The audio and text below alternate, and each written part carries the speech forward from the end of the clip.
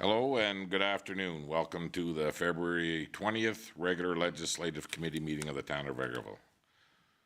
So tonight, or today's afternoon, we have 3 in chambers and we have 2 that are joining us online. So we do have quorum here today.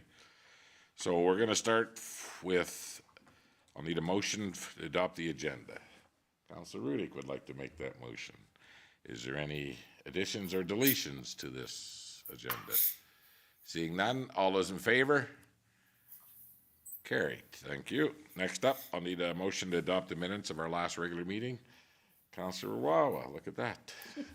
Thank you very much. Any errors or omissions within those minutes? Seeing none, all those in favor? Carried. Okay. First up, we have a delegation. And it's from the Ukrainian Canadian Civil Liberties Foundation. And Boris, you'll start us up, maybe introduce who's with you here today. Yeah, thank you, Mayor. My name is Boris Sidorik. I'm the chair of the Ukrainian Canadian Civil Liberties Foundation, as you said. And to my right is Dr. Emil Shopka from St. Paul. He's one of our directors and one of our new members. Darren Passay, a local gentleman here, fellow pharmacist like myself. I'm retired, he has to work.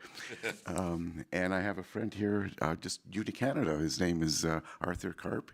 And I brought him up here because you have a labor job. So I thought best to bring a resume in person. So he didn't understand what was happening. I just brought him here. So, but thank you very much. Now, I understand you've had our presentation, take a look at it, and I'll go through it. But I just wanted to explain, first of all, who we are. Now, the Ukrainian Canadian Civil Liberties Foundation, we're just a group of volunteers from across Canada, and our focus is to bring historical events forward. And I'm here today to talk about Canada's First World War national internment operations of 1914 to 1920. But we've also done projects dealing with the Holodomor, which was a genocidal famine that took place in Ukraine, Soviet Ukraine in 1932-33. And we've done a number of projects honoring Canadians who served in the First World War and the Second World War, but from the Ukrainian slant. We're part of a group that unveiled a monument in France called Hill 70, which is just below Vimy Ridge. And at that battle in August of 1917, Corporal Philip Konoval received the Victoria Cross. He was one of the 6 that received Victoria Crosses from that battle. And he was Ukrainian from the other side, from the Russian Empire. He didn't come to Canada with an Austrian passport. He came to Canada with a Russian Empire. And he wasn't interned. He served Canada and received the Victoria Cross. And we've got a number of monuments in his honor across Canada. And an ongoing project is to honor those Ukrainian Canadians that served in the Second World War. So that's the kind of things that we do. So, it's hard to look up there.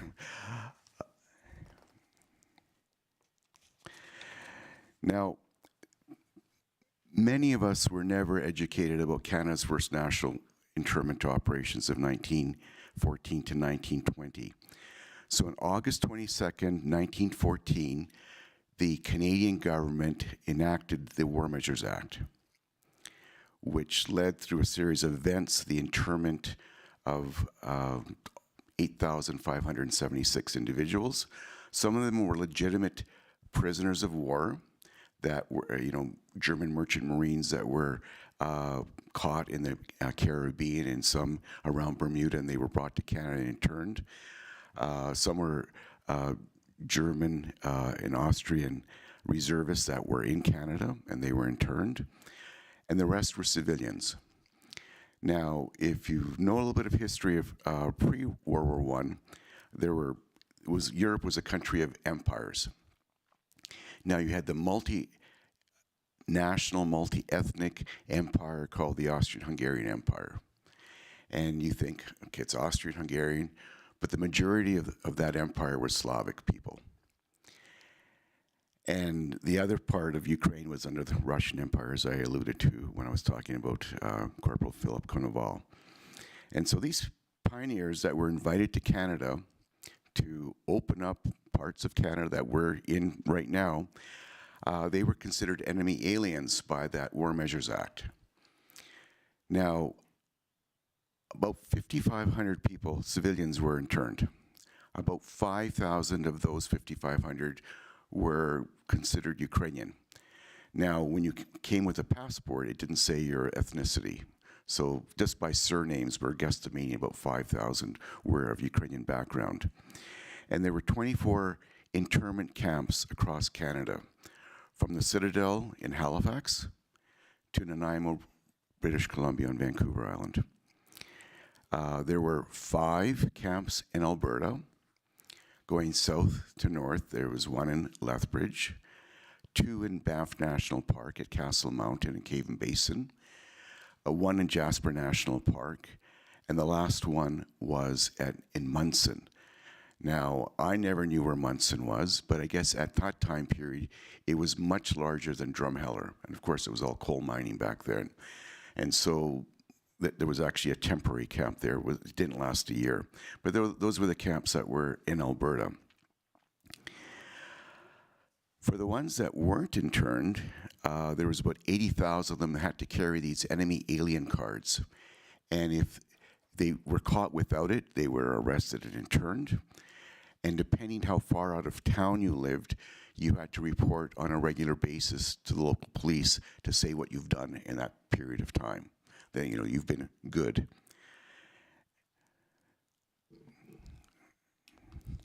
Just want to make sure I'm going.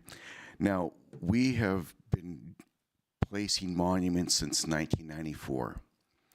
The very first internment camp in Canada was at Fort Henry in Kingston, Ontario. We put a bronze plaque on the wall there. On August 12th, 1995, sorry. We placed a statue and a bronze plaque at Castle Mountain in Banff National Park, and I'll show pictures of that statue. And we've been going ever since. So we have bronze plaques in Jasper, Lethbridge, Drumheller, Munson. We've got a statue and interpretive panels in Yoho National Park, because if you've ever gone up to Emerald Lake, you got the little natural bridge there. There's a road, and you think, well, it's just a road. That was the road to Camp Otter, an internment camp there. Last June, we placed an interpretive panel in Calgary, not because there was anything there, it was just to educate people. And this past October 1st, we unveiled probably the largest statue to date, and probably will be because of the cost, a bronze statue taking a photo from Castle Mountain Internment Camp, making one gentleman, and we call him Mr. Defiant, with his hands on his hips. We made him a bronze statue, and then behind it, taking that photograph, it was a photographic display. And with on that podium, on each side we put interpretive panels, 3 interpretive panels, 1 language, English, French, and Ukrainian, and on the back a map of the internment camps.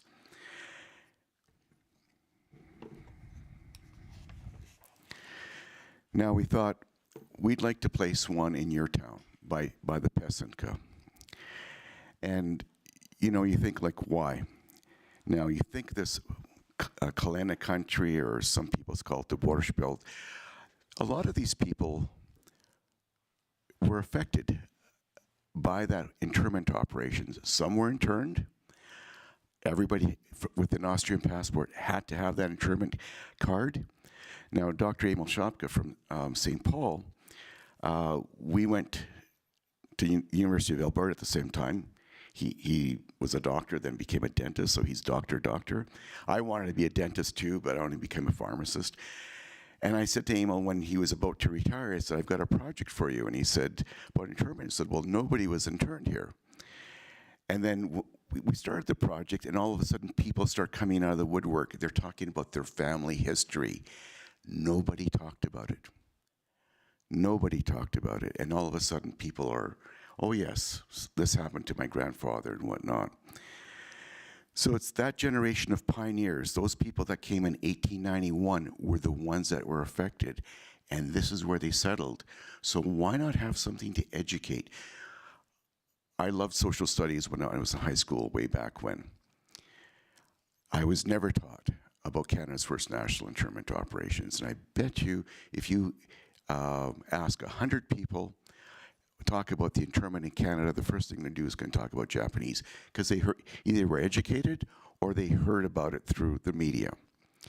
So why not educate people when they come to the Pesca to take their photo, because many people do. You guys can pick a number because I don't know, but I bet you it's many thousands of people over the year will stop and take a photo. And our proposal is to use that same statue, the mold of that same statue that we did at the provincial legislative grounds. And the sculpture is Herman Poulin from St. Paul. And he says, we can make one out of fiberglass for a fraction of the price. And of course, have some interpretive panels, because that's where the education comes from. And so this will maximize the educational component of what that statue would be. Now, I said, I'll show you what we did in Castle Mountain, Banff National Park in August of 1995. Now, that sculpture is now passed away. His name is John Boxtel. And he named that statue Why. He's got his hand out like, why did you do this to me? And that bronze plaque on the Rundle Rock is 3 languages talking about the internment. And underneath the statue, there's a little bronze plaque, you know, naming the sculpture and the name of the statue Why in 3 languages. This is what we did in Jasper National Park. Lethbridge by the exhibition grounds. I guess I don't need to turn that anymore. Munson, actually, since nobody goes to Munson, it's a hamlet. I don't know how many homes are left there. The Drumheller Historical Society has a little museum, and they wanted this in front because it's local history. Again, a bronze plaque. We're not doing bronze anymore. It gets taken away and sold. Yeah, so all our panels are on aluminum with all that fancy stuff they do with it. This is the statue and the interpretive panels in Yoho National Park, the unveiling. This is St. Paul. We took 3 men out of that iconic photo from the Castle Mountain internment camp and took them out, and then that's the trilingual panel there. This is Calgary last June. We made the photo behind a little bit brighter. That photo you see underneath the text is actually that photo from Castle Mountain. On the bottom left, it's the photo from Spirit Lake in northern Quebec, where a whole parish, the St. Michael's Ukrainian Catholic Church, was arrested and shipped 11 hours by train in northern Quebec. And then on the bottom right, that's a photo from Banff. So this is the photo that I've mentioned to you a number of times, and I know you can't. Oops, sorry. Help. Oh, got it. Here's Mr. Defiant. Yeah, we can see him. Okay. So this is the historic photo that we've taken. This is the statue that we unveiled. Now, you can see Mr. Defiant out front. You can see the panels below. And behind, you can see something. It's not a large photo, I'm sorry. But we took that photo, and Barron's, the company that we use in Edmonton, they just made the photo so there's no back to it, so there's nothing blank. But what we're thinking of doing is taking Mr. Defiant, putting him on a concrete pedestal, and perhaps on each side for the interpretive panels, the trilingual information on the interment, and I understand you've got a copy of the proposed text, trilingual, and on the other panel, a map of where the internment camps were. 24 across Canada. A third of them were in British Columbia. So it's amazing what you can do with slave labor. So they were used. Yeah. So that's what. Kind of funny that they probably came to Halifax in Pier 21 and they made it all the way across to Vancouver. It's Well, there was a lot of mining in British Columbia that they worked in, and that's what. It's interesting. Even before the War Measures Act on August 22nd, the local miners did not want to work with these enemy aliens, with these people at war. So the British Columbia government arrested them and interned them before the federal government did. And there's lots of stories about how these men were moved. Now, there was a gentleman that who's passed away, but his father was interned. His family name is Doskoch, and he was a miner. Went from Fernie to Monashee to Munson to Amherst. You know, if you were interned in one camp, quite often you got sent to another, because like the camp in the two camps in Banff were only operational for 2 years. In Jasper, not even a year, because where they placed the camp, it got flooded out in spring. I mean, who builds a camp right by a river that might flood? But they did. So the only camps that were open for the whole duration of the 6 years were Vernon, British Columbia, and Kapuskasing in Northern Ontario. So. And if I could just add, what people don't appreciate is they built our Western National Parks. So our beloved Banff, like the Banff Parkway, that was built with Ukrainian slave labor by hand, as was parts of the Banff Spring Golf Course, a lot of that infrastructure, same with Jasper, same with Yoho. They really wanted to develop the national parks and they had no labor, so this was a very convenient source of food labor. Yeah. The reason why there was an internment camp in Castle Mountain is because that's as far as the road went. And so they dropped them off, built a camp, and one of their jobs was to continue the road towards Lake Louise, which back then was called Lanigan. Another thing that they did in the Castle Mountain area, there was that railroad. And of course, tourism back then was rail. So they had to clear 100 feet away from the railroad so the animals come out. So that when the tourists are in the train and they slow down and you can see the deer, the elk, or whatever, that's their job. And as Emil said, they extended the Banff golf course from 9 holes to 18. Plus work on the Winter Festival in Banff, plus all the road work they did. Yeah, like everywhere, as I told Mayor McPhee, the mayor of Lethbridge was really angry with the federal government and was arguing not to close the Lethbridge camp because he had all this slave labor to do work on town parks. But my job, not here to talk about all the bad things that happened to them, is my job is to say that we want to use the site of Pepesinka as an educational point. Now, you've got the text that's very concise because people won't read more than 45 seconds. You know, we're all short attention spans. And they are, you know, would be nice, and of course you can't obstruct the view of the Peasant, but someplace where people will actually not feel, oh, I can walk an extra so many steps. See what that statue's about and what are those panels. If they read the text for 45 seconds, says, oh, I didn't know that, and then look at the map and says, oh, my, you know, Vancouver Island to Halifax, really? The only place that wasn't there was Prince Edward Island, and of course Newfoundland wasn't part of Canada yet. So that's the intent, is to educate and commemorate. Because, as I said before, I never was taught about it in high school. In the current curriculum in Alberta, Alberta education has it as an optional topic to talk, you know, during the First World War. But my experience is if people don't know something, they're not going to teach it. So, you know, if you've got someone who knows something, they can teach it. And if you have a teacher that doesn't, well, of course, there's many other things you can talk about. So just if people stop and when they're taking their photo in Peskin Park of the Pesinka, and they see this and they read it and they said, oh, I didn't know.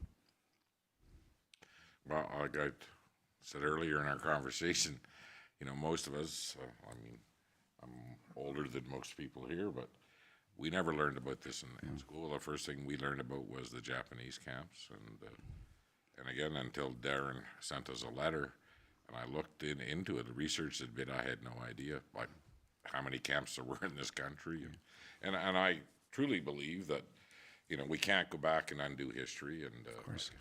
Emil said we should always be trying to learn from history, but the education piece makes a lot of sense to me.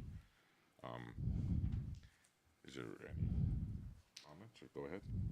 Well, thank you very much. I was being glib before we came online to say that this would be the best meeting ever, and this is exactly why I love this job, being able to hear an opportunity for Vegreville to be to provide an access for people to be better and know better. And the Pisanka has been a hallmark. Very many communities look for a symbol like we have here in Vegreville. And I think the last 2 years have really indicated that there is a need sometimes for people that are seeking refuge to be able to find home elsewhere. So we've had, I believe the latest count last year was in excess of 60,000 recorded visitors.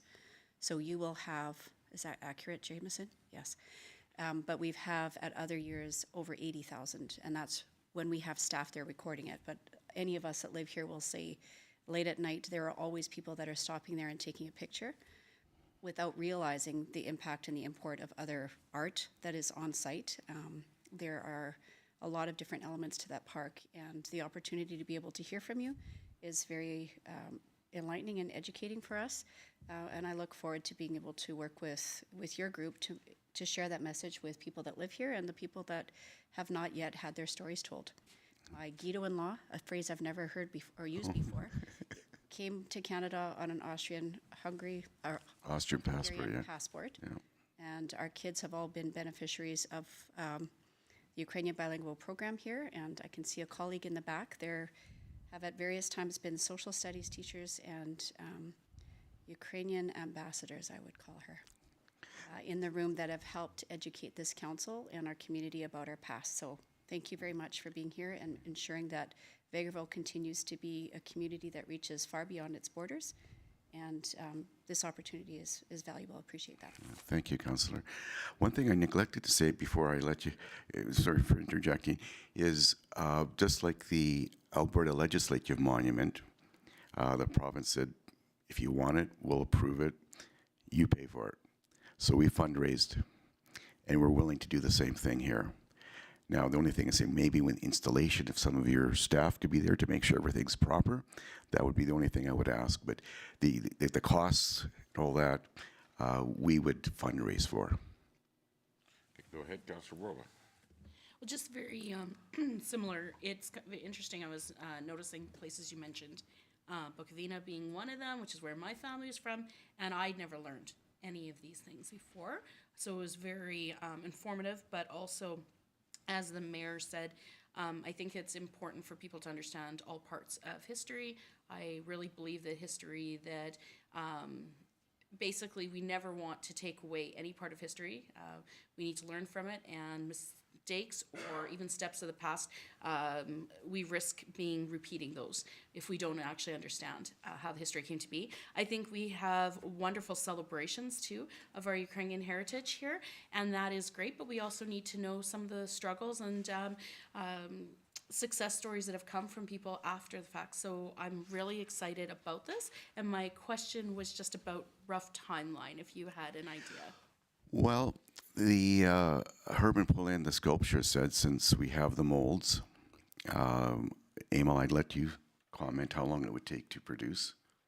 We're guilty of getting things done. This could be ready as soon as June. And at possible timelines, like we like to do things around historical dates. June 20th, 1920 was when the General William Otter sent in the final report, so that's considered the last day. August 22nd, 1914 is the War Measures Act. If you agree, either those dates, first preference would be June 20th because then we'd catch the Pesanka Festival, all the people that come through. So that's one more year of education. If it's impossible because of production issues, then we would aim for August 22nd, which is the anniversary of the War Measures Act enactment. Yeah, so we could do it this summer, so either June or August. Jameson, can you put the other councillors up on the screen there? Is there any questions or? They'd have to have their microphones on, so. Okay, is there any questions? Go ahead, Councillor Bullock. Actually, a really great presentation. Thank you for bringing that forward. Part of my family's from Bukovania as well, so it's kind of interesting. And my great Baba has a passport from Austria, so really happy what I heard here today. And the timeline sounds really good to me, and I would hope that we could support this. Thank you. Yeah, I'll just say thanks for the presentation. Really great. I think anything that can, again, bring that kind of information forward and add to our park and add to the reason why people want to show up is great. So thank you guys again for coming. Thank you. Just last plug, many of us share Bukovanian roots. The St. Paul Museum now, my stay sane during COVID project was to preserve that history. So the St. Paul Museum, which is not on anybody's map, now has probably one of the best Ukrainian pioneer history exhibits in Western Canada. It's local, it's got artifacts, it's got stories, it's got photos, it's got local family. I have keys, so if anybody ever wants a private tour, I'd be happy to do it. But if you're ever in St. Paul, it's right next to the cop shop. It's worth the 10 or 15 minutes because we're the last link between that generation, and so when I go, then that all disappears. So it's alive and well in St. Paul too. Well, I think it was interesting what Boris said when you guys went with this project in St. Paul and some of the stories of the local residents in the St. Paul area that they brought forward. I think maybe we would even encourage residents from this area. There is a lot of Ukrainian settlement within this whole area, all the way to Edmonton, all the way to Lloydminster, north and south. Maybe local residents would like to share their stories, and we could take and celebrate that on that day when you're putting this up. I do have one comment to make, is that we've had over the years, this park is the Elk Kinsman Park. It is being renamed Pesanka Park for purposes of wayfinding coming through town. We're not taking the Elks or the Kinsman signs down, but we would just pass this over with them. They've spent a lot of time and a lot of energy raising funds to build that park. But by all accounts, I think that it'd be a good project, and educating people, and just the experience is going to add to our park, I do believe. So, What do you think of the design that would be similar to the statue in Castle Mountain with the man on the concrete podium and with, in this case, not bronze, but the aluminum interpretive panels, one on each side?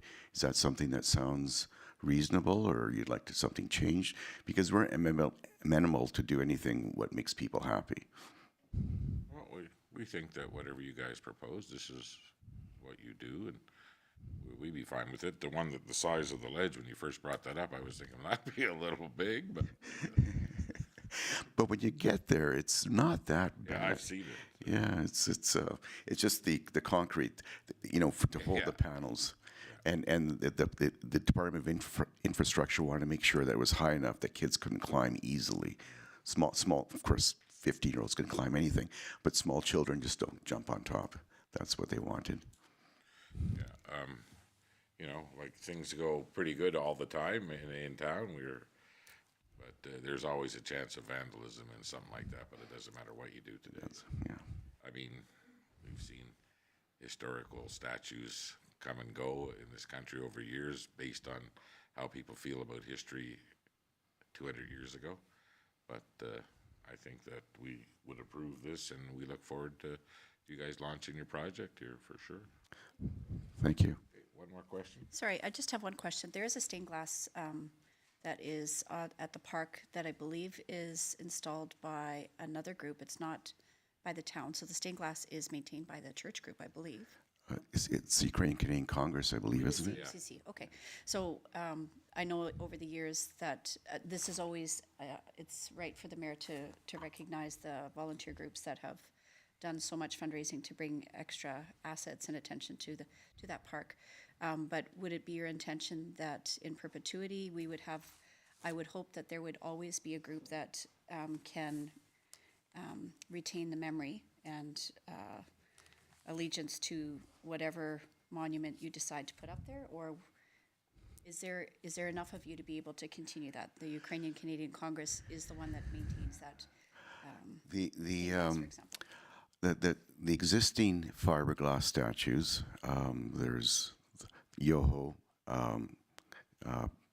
Castle Mountain, three in Ukrainian Village in Dauphin, Manitoba, one in Kapuskasy and one in Spirit Lake.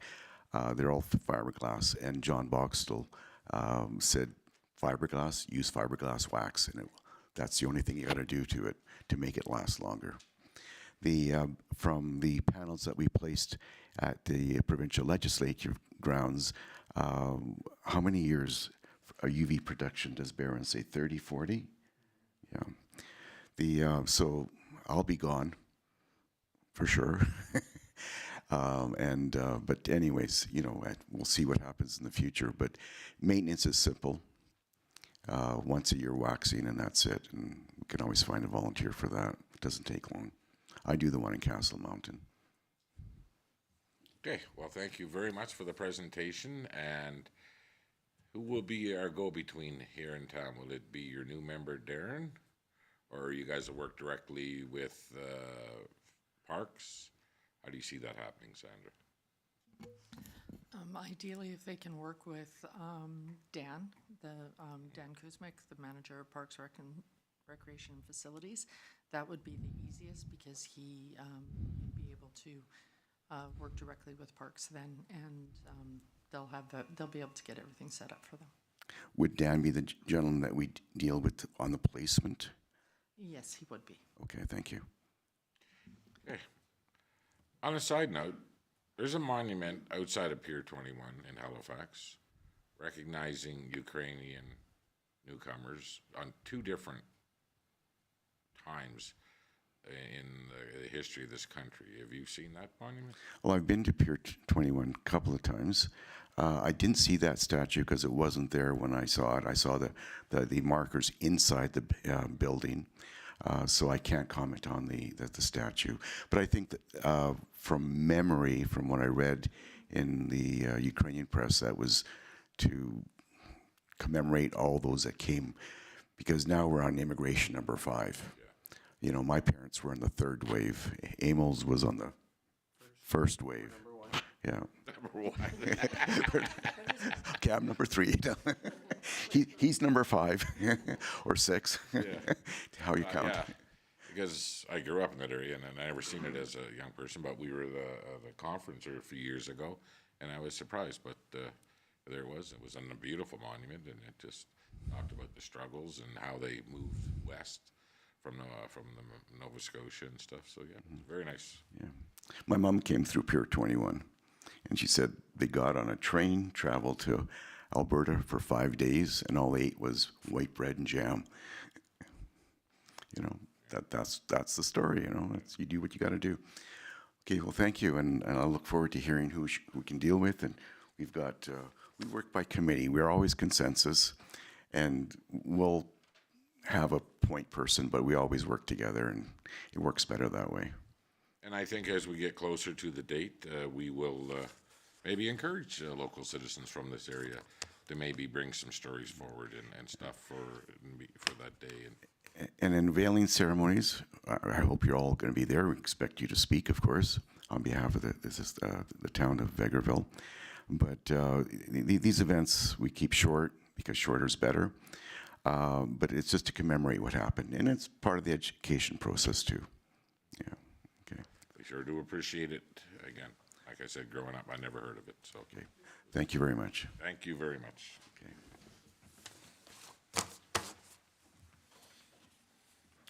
Okay, moving forward. Our next delegation is Friends of A.L. Horton. who will be your spokesperson today? All of you, nice.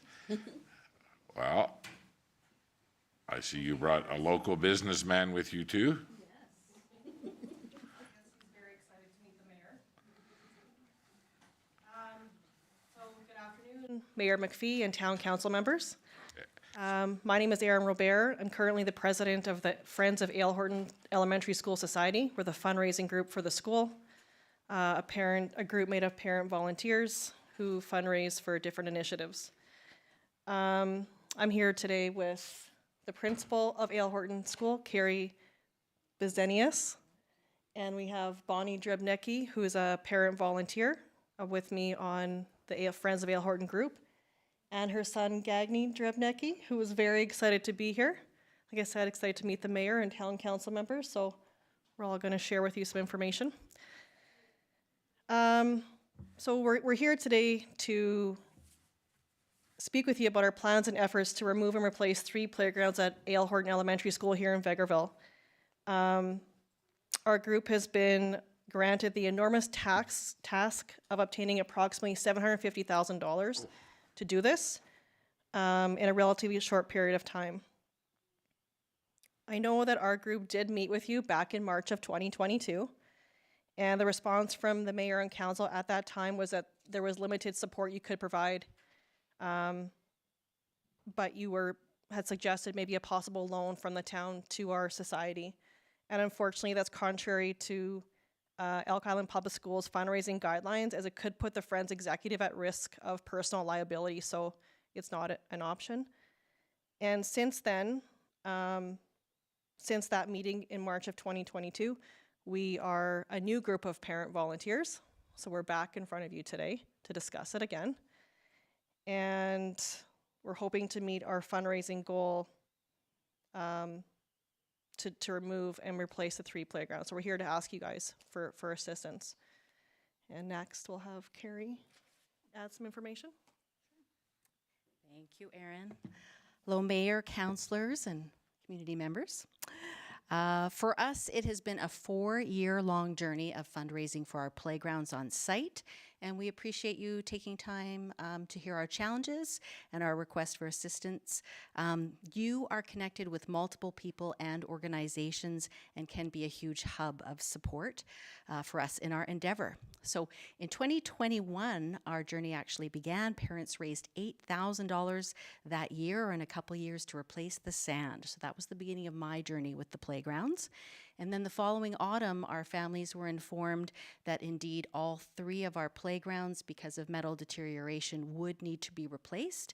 And at that time, the date was the summer of 2023, giving us 2 years. So at that time, we started focusing on fundraising for the K-2, or kindergarten grade 1-2 park. So as with many nonprofit organizations here in the community, we've had challenges raising even that first $125,000 that we can use to apply for a matching grant.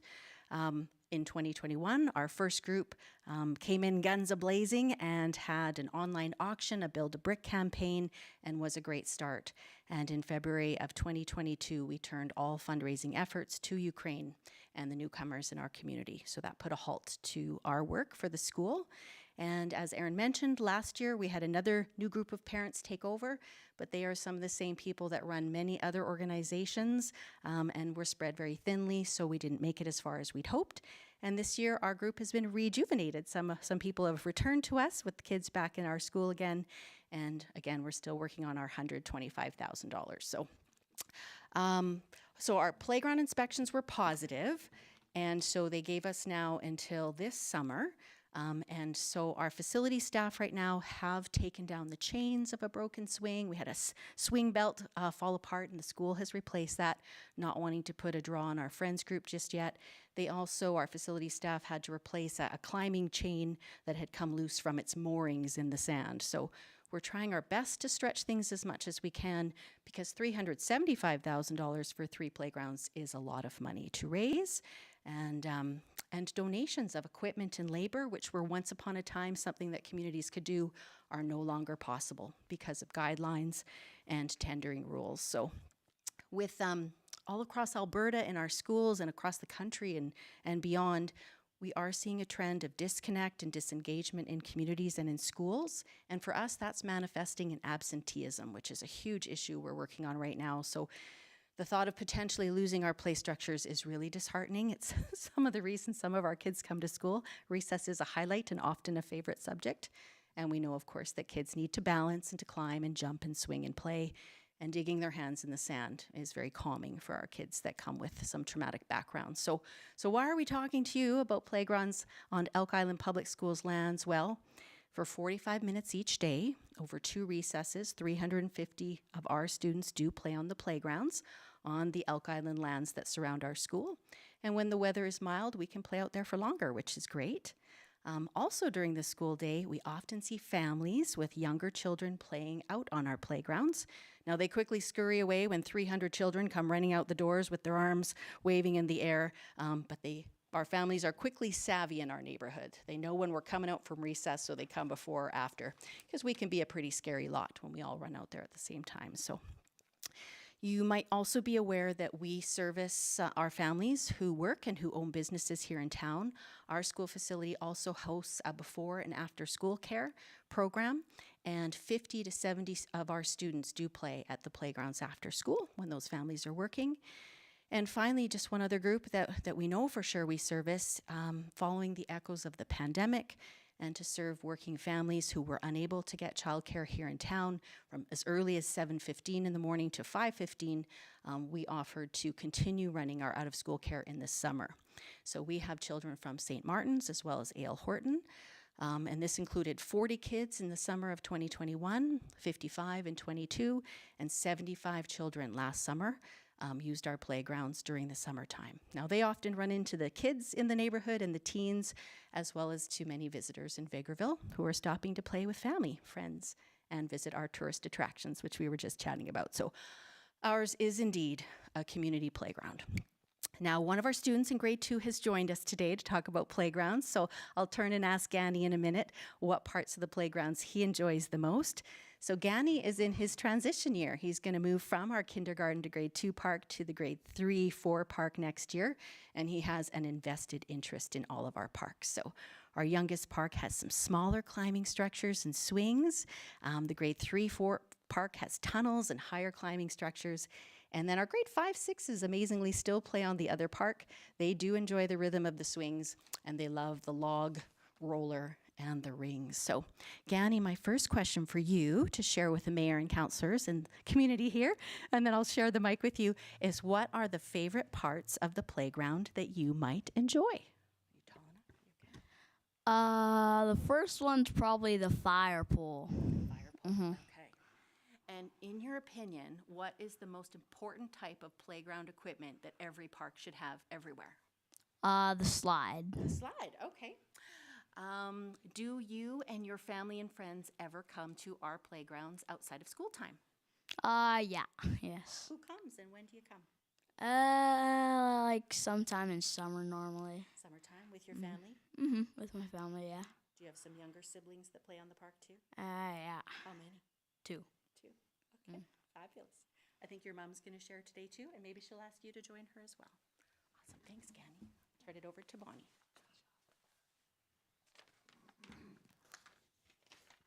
Good afternoon, everyone. We have different goals for different timelines. Our first goal is to raise $125,000 before May 1st, 2024. This would allow us to apply for matching grants for a goal of $250,000 to replace Playground 1. If we reach this goal, the construction will happen in 2025. So far, we have raised $77,000 through fundraising and donations, which means we are short $48,000 for this first goal. We can't do this alone. We stand in front of you today to kindly ask for any amount of monetary donation to assist with our playground project and to work with us to help reach our target goal of $350,000 by May 1st, 2025. The playgrounds not only benefit A.L. Horton Elementary School students, but also members of our community, guests of our community and surrounding areas. Once built, they will be used by thousands of people over the next few years. Having new educational-based play structures will also help to attract new families to our community, new business, overall growth for everyone involved. We would now like to accept any questions you may have. Anybody would like to start? You go ahead. Thank you very much. And I'm glad you brought your most important presenters that are giving a good insight as to why supporting the community playgrounds has long-lasting impact. So a little piece of information, I think I've talked to Mrs. Robert about this before in a previous presentation to your former chair, that my first grant application that I ever made was for the 2 playgrounds that were constructed. So I certainly didn't anticipate at that time that they wouldn't last that long, but to be fair, that's over 15 years ago, which is unfortunate. I think maybe what would be important for people that are watching, not that we have a huge viewing audience, but for people to understand why the playground structures are not considered a part of the responsibility of the school board or the Department of Education. That might be helpful for folks that are watching, and also to understand why you would be coming and asking the town for assistance. Our Elk Island Public Schools is very geographically diverse. So wherever you happen to be, whether it's Lamont, Fort Saskatchewan, Sherwood Park, here in Vegreville, there are slightly different guidelines and procedures for how we work on playgrounds. So one previously that I was involved with was in Sherwood Park, and there the lands are owned by the County of Strathcona, and so it's a very collaborative process with the county and the school. But everywhere in the province, school boards aren't responsible for the replacement of playgrounds. They are seen as community playgrounds, and there are no dollars from Alberta Education to work on playgrounds for any school board. That is going towards education and staffing and resources. And of course, here in Vegreville, the lands are owned by Elk Island Public Schools, so they maintain them and they look after our playgrounds and consult with us. But it is a community responsibility to work together to work on the playgrounds. There are no dollars for that. Yeah. That answer, Councillor? Yeah. Can I add something to that? So the population of our school is 356 students, and 274 of those students live in the town of Vegreville. The rest of them are from County of Minburn, small amount from County of Lamont, County of Beaver, and County of Two Hills. So we do plan, to approach them as well, because their students do attend that school. But of course, the majority of students is right here in the town of Vegreville. Go ahead. So thank you for coming. This is actually the same type of project when I lived in a different community before I came in that we had to work on. So I do understand that. I think I still have frustration even from those days, not believing that there should be some allocated dollars. So I still think that's a thing to advocate for, because we talk about the importance of keeping kids moving and even some of the mental supports of some of the playground equipment that's available nowadays and what it can actually do. So I do still have that same frustration that I did when my kids were in school, and we were part of a Friends of that also had to look at fundraising. So I guess one of my questions, and it is a hard thing with municipalities. I can tell you in the municipality that we were in before, there was no fundraising that was able to come from the municipality because of that same issue of needing to, first of all, most times their budget allocations had already happened within a year, but also that they're part of their bigger planning for parks and recreation. So the question that I have there is, I'm assuming you're probably maybe looking at like CFEP or one of those ones. Okay. And obviously you're on a time constraint because of what's been put in front of you. So there is the missing funds to get that portion, but also there's always with any grant, and we know that more and more people are applying for it, the increased possibility of not receiving the grants at all. So can I ask what are the plans or the thoughts should the CFEP matching grant, even if you get to that portion, not come to light just based upon your time constraints? Sorry, that's a bad one to have to ask. Yes, I have not, in consultation with other principals and with our liaison at Elk Island Public Schools, heard of any playgrounds not receiving that matching grant. So thank you for sharing that. And yes, that should be obvious, and we should have thought of that. We do not have a backup plan at this time.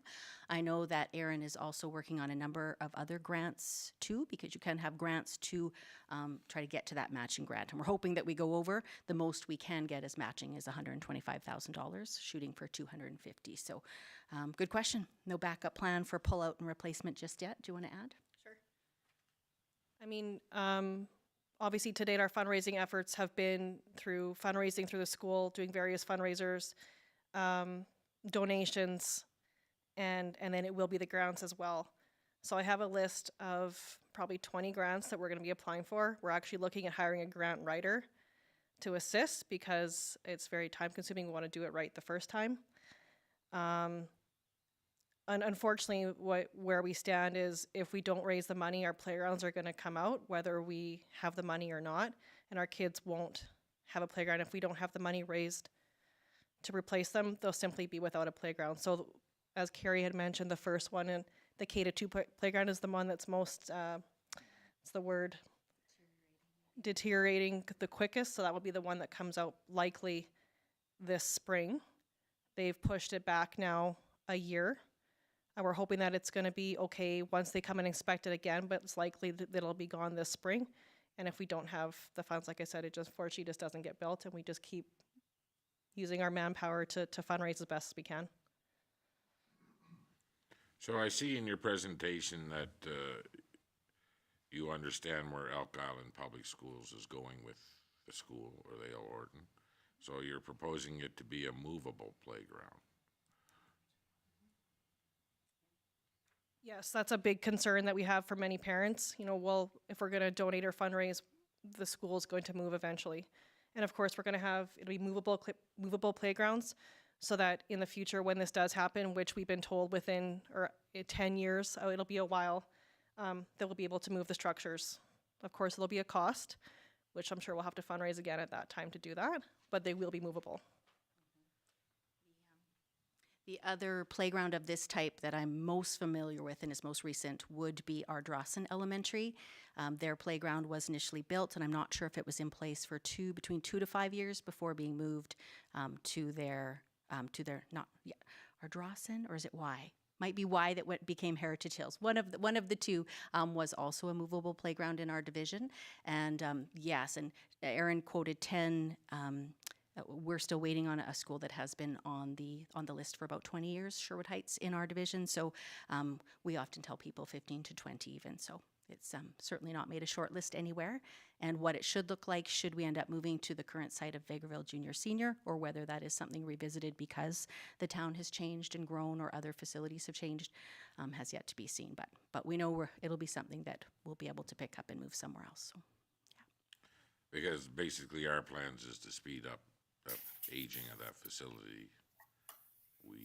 We feel that we would like to work with Elk Island to build a brand new facility with a rec center in it. That's our plan. And of course, you could understand that anything that we do for A.L. Horton, there'll be 3 other schools standing in line with their hand out tomorrow morning. You understand that, right? So we need to have a conversation. Historically, what have we done for other schools?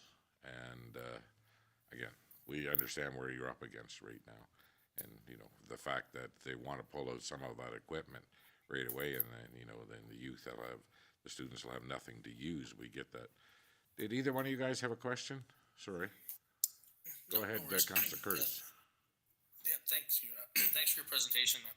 Just thinking on my side here, is there any way, or is there any possibility to do some upgrades or repairs that you could use the money you've raised thus far to keep the playgrounds there for longer while you have more time to raise funds? we were initially told that that the swings would be the items that would stay put, and what we're most concerned about is any sort of structure that the children can climb on that's a distance off the sand. And since that time, I've also been informed that our chains need replacing, and so do our swing belts, because one did break, I think, after hours when someone was out there, or we found it broken anyway. So we do want to repair things as we go, as we're able. We're also very conscious that when the school, for example, replaced one swing belt for $200, we don't want to pull that out of the Friends account, and yet it's really not something that the school should be paying for. So we're trying as best we can to fix things here and there, but when a structure has been eroded by the elements, then it becomes a true safety issue for anyone up high on a structure. So. Thanks. It's kind of funny that the school board takes no responsibility in maintenance or general maintenance on this equipment. They are maintaining it right now, and so when we call them and say, we've got a broken swing, can you come take our chains down because we've got to get a replacement, they have, and we could have just left it not operational, but it's one of our favorite items out there on the park. And they also did dig into our sand and fix the chain ladder that otherwise would have all had to come out, which would have meant hard to get up onto the K-2 play structure. So they are trying to do some pieces here and there and respond whenever there's an issue on the playgrounds, but in terms of maintenance, I'm not sure if there's much else they can do when you're working with tall composite structures, so, yeah. Okay, Councillor Bullock, go ahead. When was the timeline for that inspection coming up? I'm just curious when that would be. My understanding, Councillor, is we were doing 6 months inspections, and since my last conversation with our facilities folks about the swings, they're now doing monthly inspections, so I should be hearing from our liaison here right away. It was them that filled me in on the swings, so that's our next one. Should be in the next few weeks. Okay, thank you. Yeah, go ahead. Councillor Rudy. So I think it would be good to note, I appreciated the mention in your material that the playgrounds are movable, understanding that the architectural scoping exercise that was completed, I guess maybe 2 years ago now, showed some ambitious future planning. Not all of council was there, but I think Councillor Warwa and myself were there for the conversation, and it has been since that time that council has really tried to figure out the best way as Vegreville community builders, how to do that in a way that's going to be using resources in the best possible manner. That said, it's going to require some considerable advocacy and some concerted effort to consolidate efforts.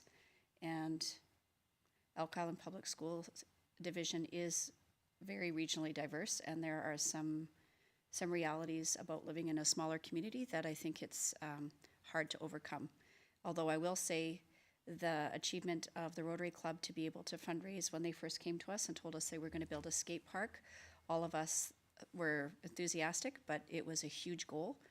And as you know, it just opened, and thankful that your office also allows kids that live out of town to be able to house their skateboards and their bikes to be able to go there after school. So all that to say that big goals sometimes become smaller when there are diverse groups working together. So appreciate that you've reached out again, and I'm not sure where we go from here, but it is important for the public to understand the nature and how fundraising works for this particular asset, because it isn't just something that belongs to the school board, it does belong to the community, but ultimately the fundraisers are, there's only so many Wiener Wednesdays that you can have as somebody who's boiled about 8,000 of them a year to be able to do that in the past. So I'm very appreciative of your efforts. I just want to also add that, so we have been, our next focus is this, speaking to you, the town of Vegreville, the county of Minburn, also other businesses in town and community groups to ask for donations and help from the community, because as you said, it is a community effort, and that's our focus has to be on that. I mean, right now we're running a Purdy's fundraiser at the school, which is great, but it's not going to make us near what we need. And our parent volunteers, you know, it's a lot, and so it's taken a strain on us as well. So we're asking for everybody's help. I think also that we're trying to go with other groups as well, because a lot of people are very financially strapped right now, especially after the pandemic. And so we keep going after the same families to fund this, but we need to go further outside of that reach. We understand we just had a 5% tax increase just to try to cover the cost of running the town. And again, those are the same people that you're trying to fundraise through and stuff. We understand. Again, I always come back to historically, we need to take a look at what we've done, because whatever we do for your school, we'll have to do for everybody else. I mean, I hope everybody understands that. And that's just the nature of this business. But moving forward, we will have a conversation about what role that we can play, or where we can find ourselves in your project.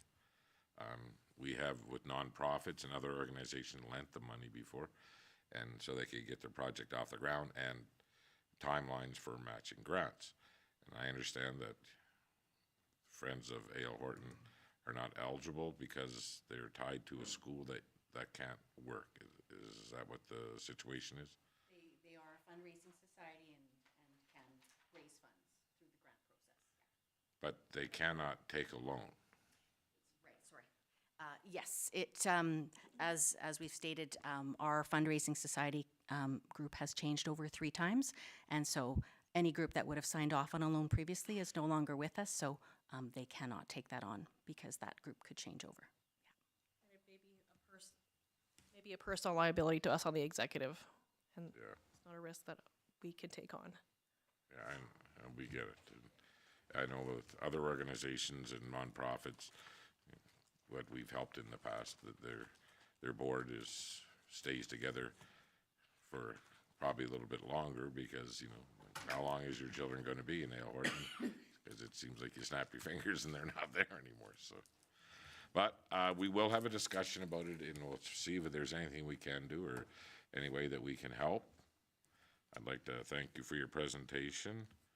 And is there anybody that has anything else they want to bring forward?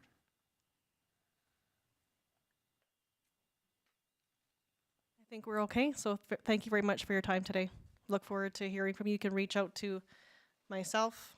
You have my contact information. I have your phone number. You can text me. Okay. I wonder, Your Worship, if we should maybe have a picture of our young presenter and his compadres, just to, I feel like the opportunity is here. You can watch yourself on YouTube later. So it's, you can subscribe to the channel if you like, or just watch today. But I wonder if it's possible to take a photo. I know that's not our usual. Well, maybe let you come take my chair. Come on up and sit down.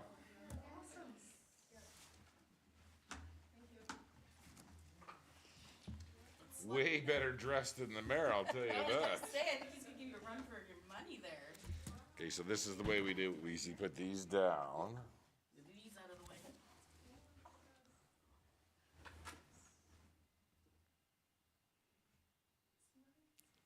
Are you smiling? Maybe Mom's talking to me. Maybe I should smile. Okay, let's do that again. We'll both try to smile.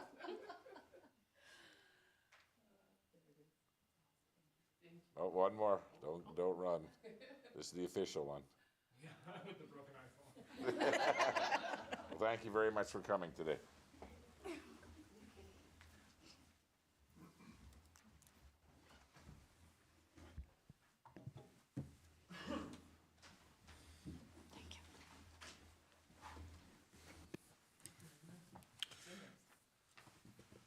Okay, up next, quarterly reports.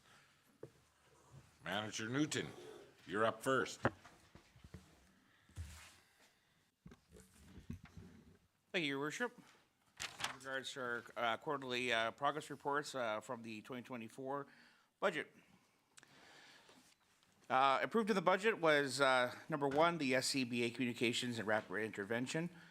This is on track with a budget of $26,000, and it is on order, and we should be getting that first shipment by the end of the first quarter here. Once we receive it, then we'll have our members trained on it within the first month of the second quarter and be put in service. So how many of these did we order? 25 of the communications for the SCBA's and 1 rapid intervention kit.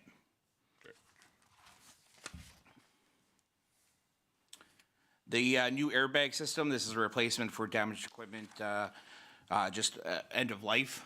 It's also on order. It's on track. We're also expecting this at the end of the first quarter. Again, once received, members will be traded in the equipment and expected to be put in service first month of the second quarter. And when we're using this device, we're billing for it, like, does it have, or is it just part of our overall response that we bill an insurance company? It's just part of the response. Nothing specific that you can be billed for that particular set of equipment. Right. But it'd be part of the unit that would be responding that we could bill out for, sir. Okay. Any questions? Good.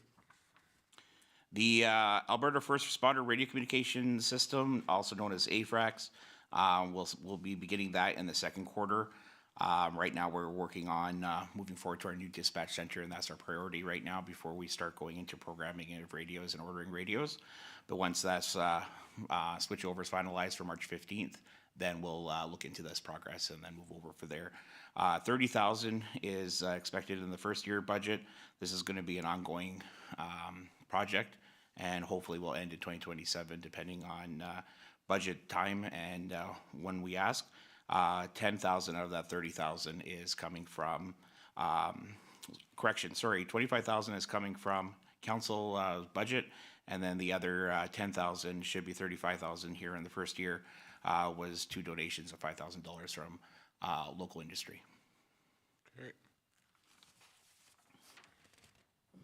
The GPS for installation, we have date determined for the beginning of March, and our 2 current enforcement units will be getting their GPS systems installed into their units.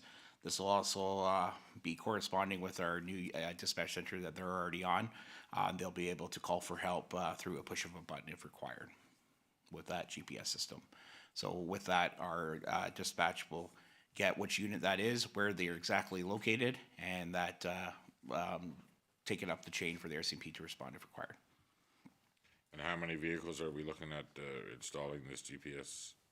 Currently, we've only put it down for our 2 current enforcement vehicles. Okay.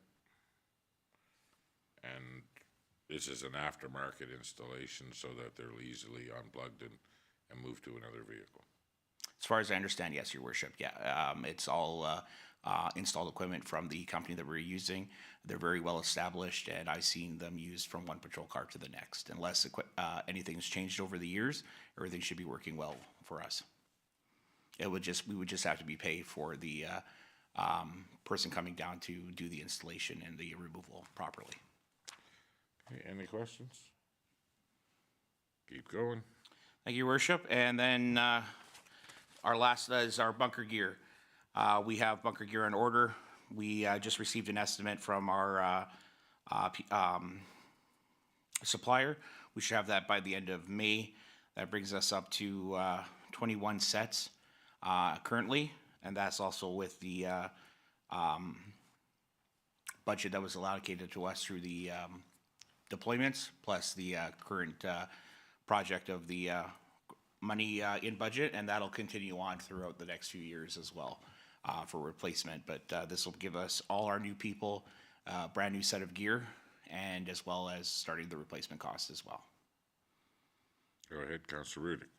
So we finished off where my question was going to be is the determination of who receives the bunker gear. I mean, we've got the good news that there's a number of new recruits on the crew there, which is great.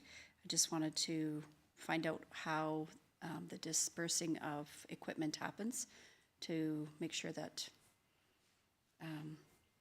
new assets are shared with new recruits as well. So I'm not sure how you determine that. So we determined in this case is that the inventory that we had did not fit a lot of people.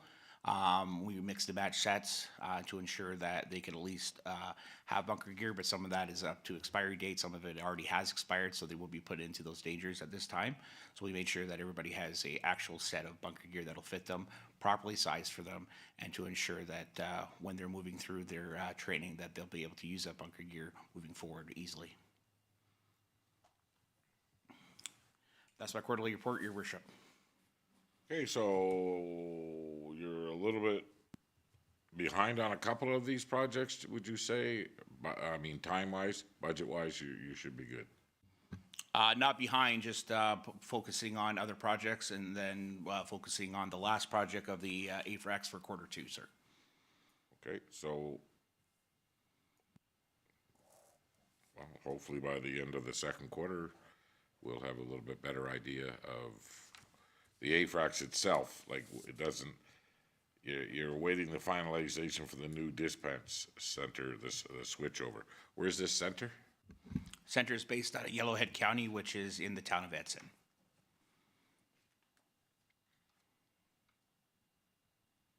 Okay, so, but all this AFRAX is on order right now, the sets that you are wanting?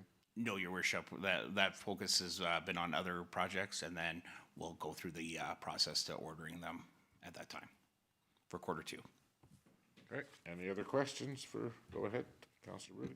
So, sorry, I was just looking for the news release that there's been some additional attention based on the dry conditions. I know that this is not part of this report necessarily, but the increased risk with the anticipated drought for the upcoming spring. I wonder if that changes any of your operations for the next little while, or any of your considerations as we move forward to one of the driest seasons that we've ever started out this time of year.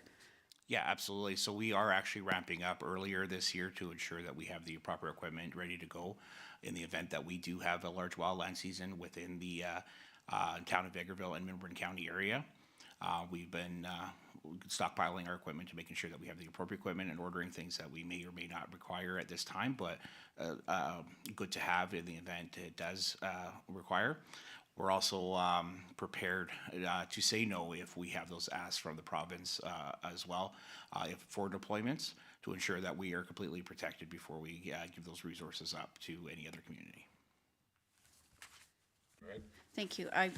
Again, I can't find the news release that I was looking for, but I believe that the announcement was to fund an additional 100 wildfire spaces with the anticipation of the increased risk and need. And I think based on some of the very successful deployment that you did last year, I appreciate that there's consideration of ensuring that things at home are protected and safe. And I think some of the conversations that we've had around this table with you, Manager Newton, regarding the income that is generated by deploying some of our members and fighting fires elsewhere. I guess we'll bring that back to a future conversation just about when those unfortunate incidents happen, how that money comes back, and how it's dispensed and dispersed. So those are not necessarily exciting or fun conversations, but ones that we need to have in place before they happen. So thank you very much. Go ahead. Unfortunately, they're both similar questions on two different things. Can you just remind us again on the first responder radio communications? I understand why it's not switched over yet, but within that 30,000, just whether that includes units, and if so, how many, like radio units? That was my first one. The 30,000 will probably just give us 11 actual handheld About radios. 11. Okay. And then sort of similar question on the bunker gear. Going forward, I know you said it's multi-year. What is the number, again, that we were looking at replacement in the years going forward after this one? Was it a set number per year or a set price? Set price. And unfortunately, we just like every other industry, everything's going up, so we're at the mercy of the industry. Right now, we've been allocating $27,000 each year, starting this year, for that switchover. Most of it went to this time around for our members, including the deployment funds, our newer members, to ensure that we have adequate equipment for our new people. So the 27 this year was, hopefully, as long as nothing changed, would be approximately the 21 sets. With the deployment funds With the on top of that, yeah. Okay. Thank you.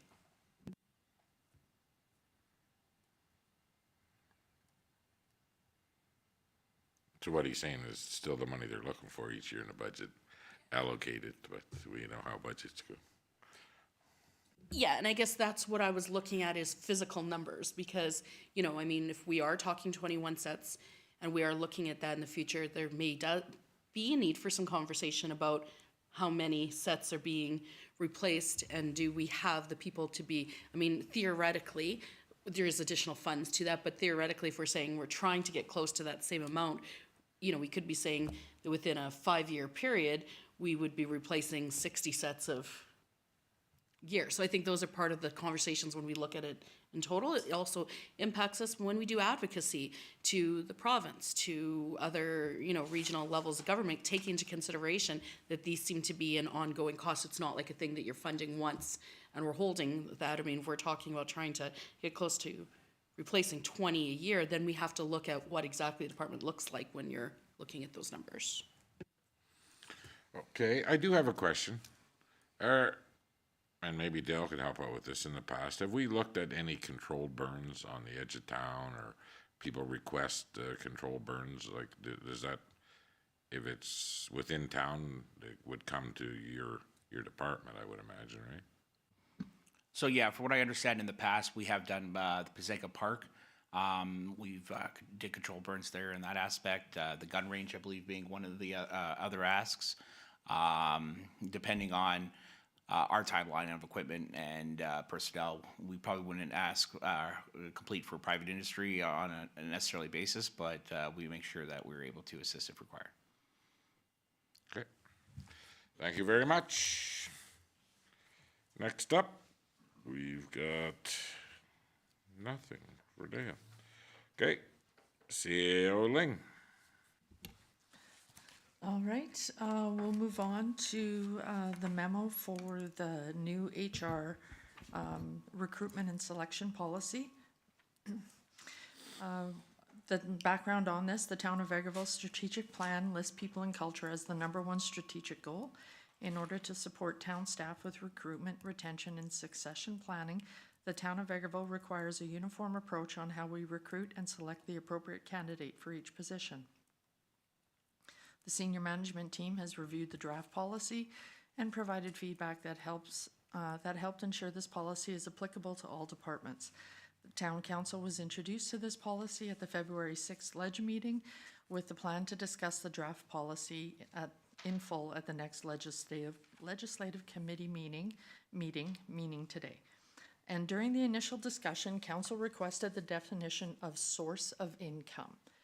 The Alberta Human Rights Act defines source of income to include social assistance, disability pension, and income supplements for seniors. Source of income is protected under employment practices and employment applications and advertisements. So the financial implications, costs will be managed by the completing recruitment and selection practices in-house by the hiring manager with assistance from the HR payroll administrator.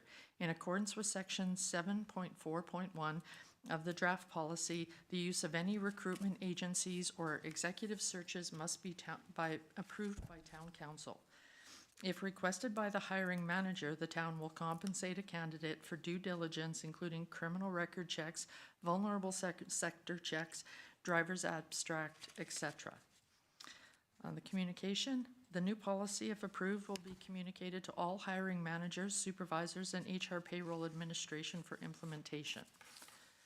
So the options today are that town council approve the recruitment and selection policy as presented at the next town council meeting on February 26th. That town council requests revisions to the draft policy prior to approving at the next council meeting, or that town council forgo the draft policy and maintain current hiring practices. Okay, so everybody's had a chance to read the new policy. And if there's any questions, now's a good time. So the changes could be made. Councillor Curtis, go ahead. Yeah, I took a good read over this. I think some of the missing items from the previous one have been amended and updated, and personally I like the look of it right now. Again, I'd like to read over it again in some more detail if I can, because we got it today just after lunch. But I mean, what I see so far looks good. clarification on the one definition was good. So I'm just wondering, are we saying yes, let's go right now, or are we going to have a bit of time to amend it if necessary before the next lunch or the next council meeting? Well, I think that if we all, I know we just received it after lunch here, so if we have a chance before a Monday's council meeting, any concerns that you have, to get them to Sandra, CAO Ling, and then we could address them then. And if there's any more concern when we have a council meeting, then I guess it just won't get passed. We'll have to wait another meeting. Okay, so if anybody has any, Councillor Bullock, did you have something? Go ahead. Yeah, I did have a chance to go over it pretty quickly. Looked pretty good from what I had seen, so I'll probably take more time to review it over the next few days. And then like you say, if anything, I will get back to CAO Ling on it before the meeting. Okay. Before the council meeting. But otherwise, it looks fairly good already. Okay, thank you very much. Go ahead. I guess maybe I'm just thinking for somebody that might have just tuned in today, just a clarification on that point that CEO Ling brought forward. Thank you for getting us the information. I think I was the one that actually asked it that one, just because there was a section about discrimination, and I just thought I would mention it because you gave us the definition, and then once the definition comes in this way for someone who might be just viewing in, it's like, well, of course, that makes sense. But when we first saw it, it was talking about there being discrimination based upon source of income, and we just didn't know what exactly that meant. So now that you've provided it, that has to do with people receiving sources from outside, potentially even maybe supplements or benefit plans. That makes sense. So thank you very much. Okay, so if anybody has anything that they don't feel comfortable within the policy or would like some explanation of why it's there, reach out to CAO Ling, and hopefully if there's some more amendments, we'll talk with them on Monday. If not, then hopefully we'll get it passed. Okay, so next up on the agenda is FCM in Calgary this year. I think it's June 5th or something, isn't it? Yeah, FCM this year is being held in Calgary, June 6th to June 9th. Currently, right now, with Councillor Rudick's involvement with FCM over the past six years, both Councillor Rudick and Mayor McPhee have always been registered for hotel rooms, are already been registered for hotel rooms for June 6th to June 10th. To take advantage of the early bird registration prices, administration will need complete registration for the conference no later than April 19th. So we're bringing this forward. Like the financial implications, associated costs, including travel, registration, and accommodations, were all accounted for in the 2024 budget. What we're looking for is to see appoint a third councillor to attend the 2024 FCM conference no later than April 19th, or instruct administration to cancel the third registration. Okay, so just so long as everybody knows the policy is here now, as a counselor, you get to attend once a term, no matter which one you pick. Where's next year's? Next year's in Ottawa. So just to clarify too, further to your point, I appreciate that this has been set aside for me. I've already had my hotel room booked as a table officer. So I do have sponsorship as a table officer that would allow for another counselor and the mayor to still attend and not use up my allotment during this term. Exactly. So I would defer my utilization of that pass. I'd actually like to use it next year if I could. We already made that decision. Okay, good. You don't have to tell us to save money.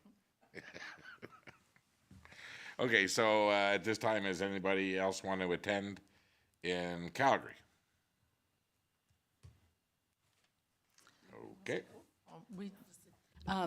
I know I haven't attended yet, and I realize I probably should. Just, I know that this particular week, there's a chance that I will be down in Ottawa. So I'm going to have to decline this one. So next year, maybe you might be in Ottawa again. And then my thought is I would accept and save the town some money. Yes. We'll all stay at your boss's place, Yes. eh? Yeah. Councillor Bullock. I'll look into my calendar and see if I am able to or not, and I'll let you know. Okay, yeah, so, April, what's the deadline?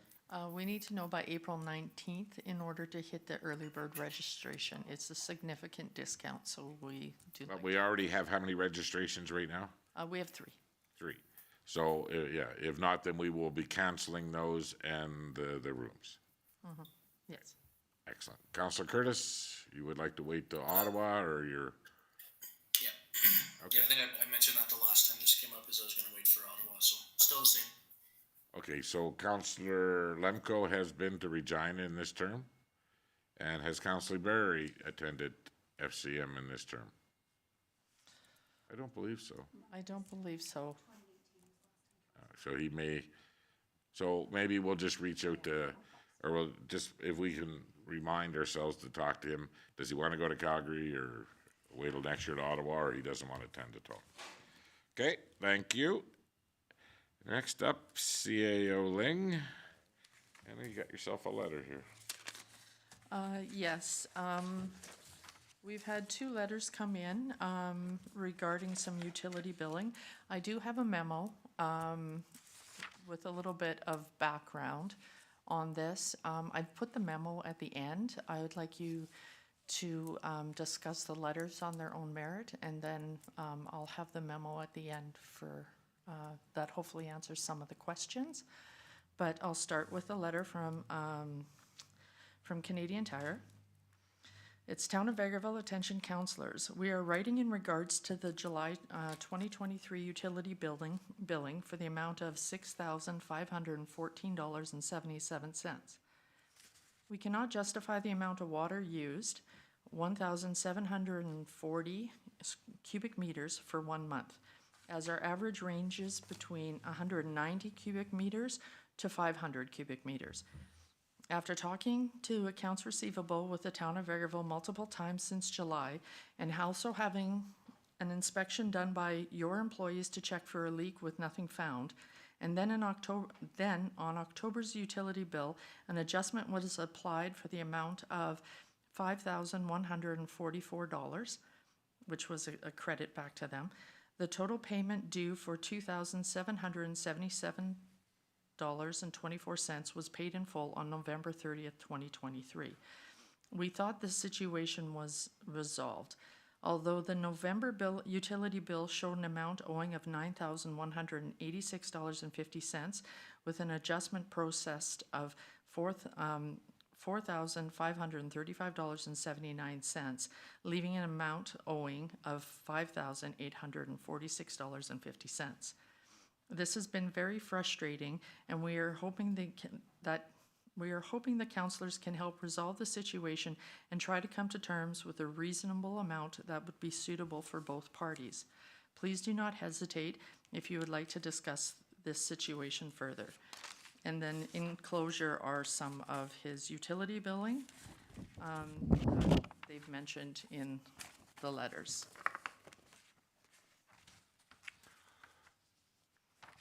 So, we have recognized that they did have a leak. They did have a leak, yes. My understanding is that they had a leak with their pressure washer. They had a plumber come out and check everything out, and they fully admit that they had a leak, but what is under dispute is the amount of water that was used. They feel that it is way too much water for the leak that they had. So what they're saying is, on those high episode days, because we seen the daily counts, you showed them to me, is that our meter was faulty, but the 2 days later, when there didn't have a leak, that our meter was working properly.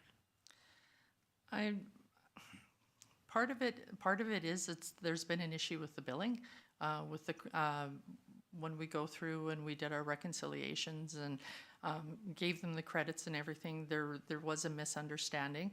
Ultimately, that $5,000 is due from the summer, or that $5,000 and change is due from the summer.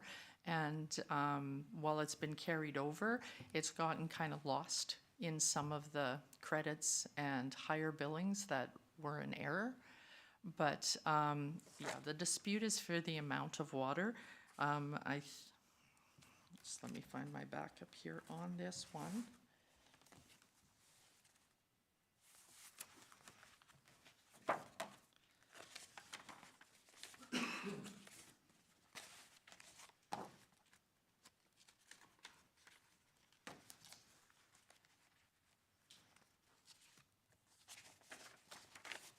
Sorry, I've been through this file a few times, so it's kind of gotten a little lost in translation here. But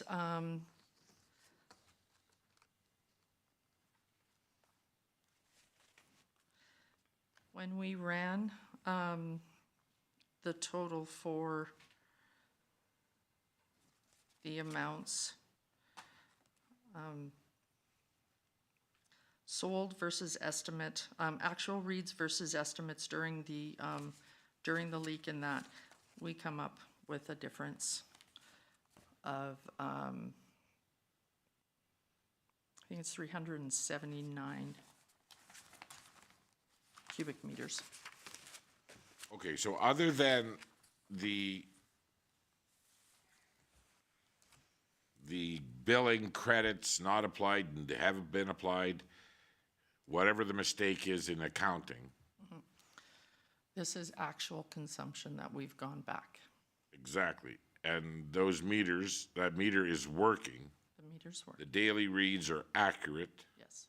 So if we can get to the point where we can somehow navigate our way through the timelines of the payment, the credits, and what was owed against the usage that the meter's saying, no matter what, the meter is right.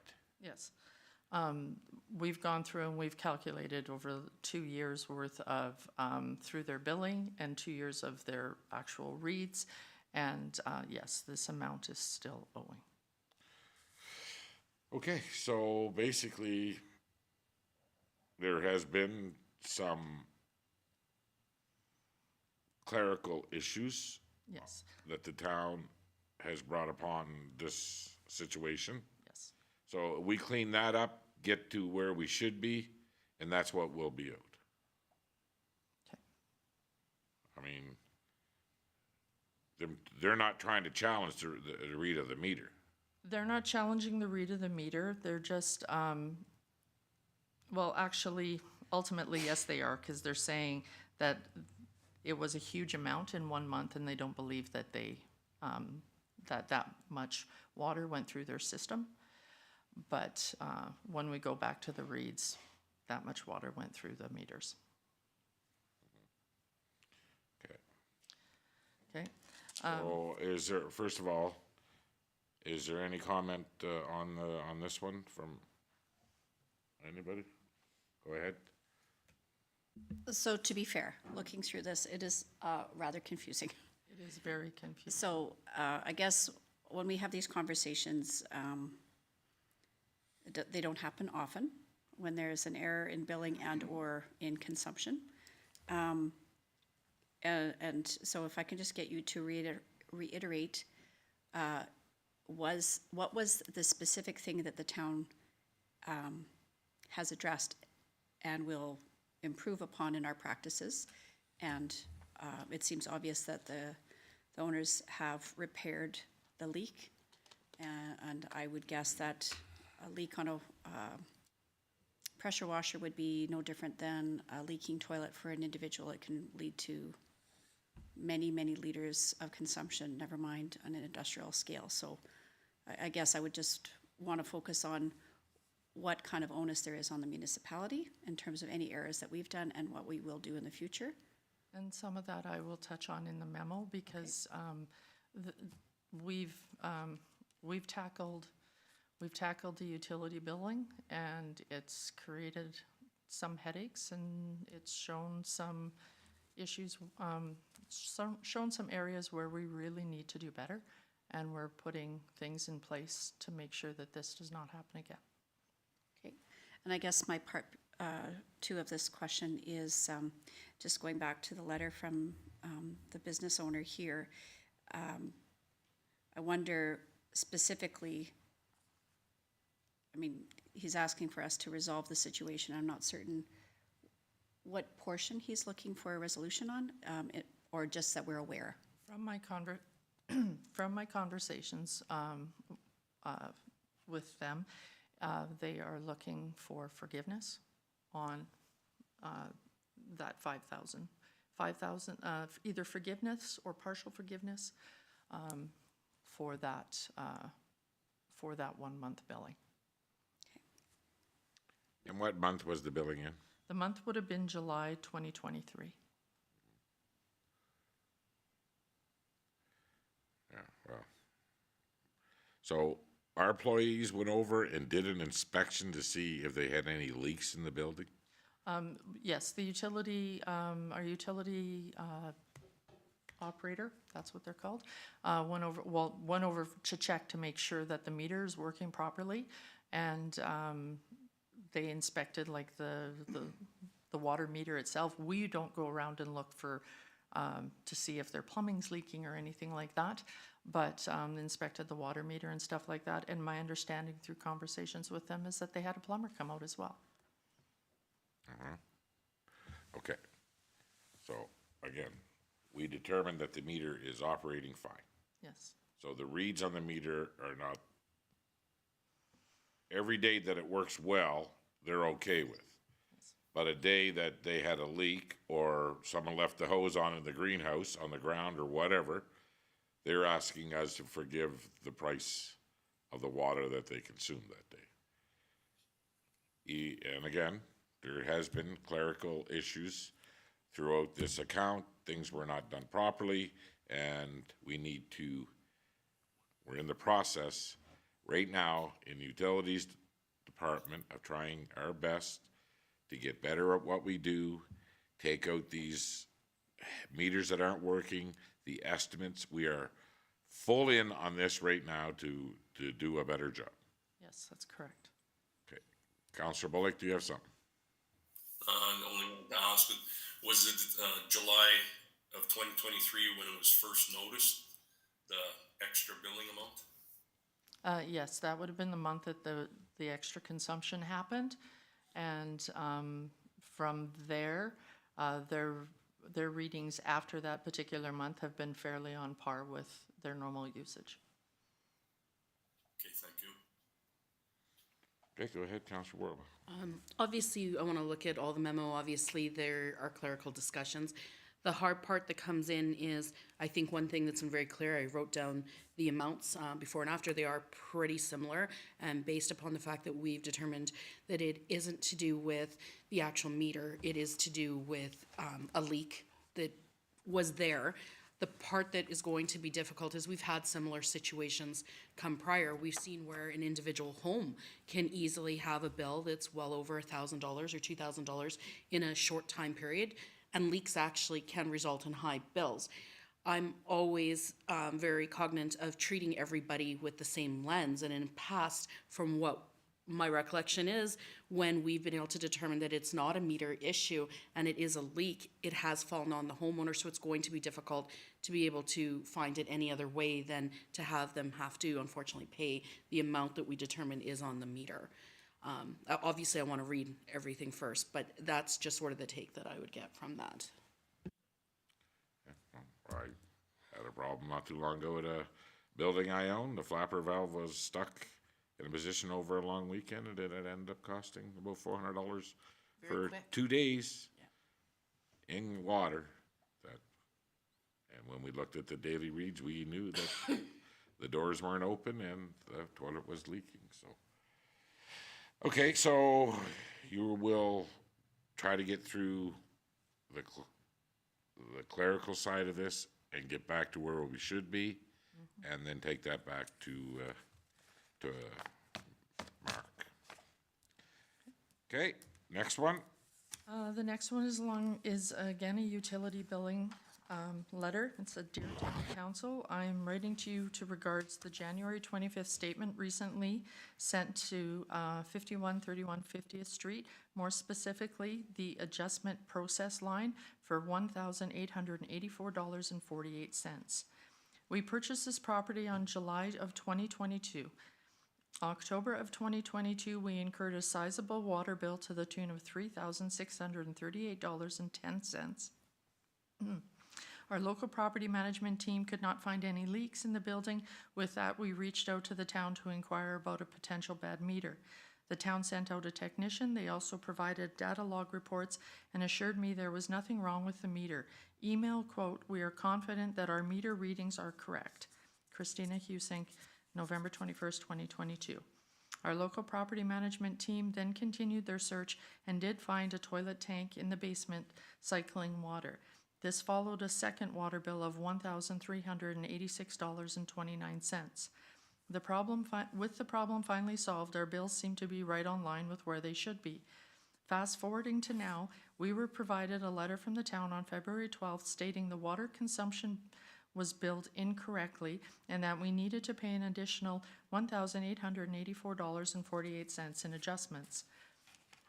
With the information provided above, I ask that you please consider waiving this adjustment due to the information that was provided to me from the town just over 1 year ago. Warm regards, Paul Hansen. Okay, so a little background on this one is they did have a leak. They did have a leak. The background on this one is they did have a leak. They did have some high bills, which notified them of this. They went through, they found it, obviously the toilet leaking, and they paid in full. When their following bills that came after the fact, or after that leak, were substantially lower. He was under the understanding that all was good and this is where his bill should be. However, in our digging into our utilities, he has been being estimated, his water reads were being estimated for the 6 months, I think it is. And he was estimated on the low end of about anywhere between 4 and 6 cubic meters, when on average, going back through data logs and looking at prior billing, that particular building was using about 40 cubic meters a month. So when we went and did the reads and got inside and got the read off the meter, it was determined that they had been underbilled for about 507 cubic meters. So hence the letter with the actual saying that this is an actual read and this is your consumption. Councillor Bullock.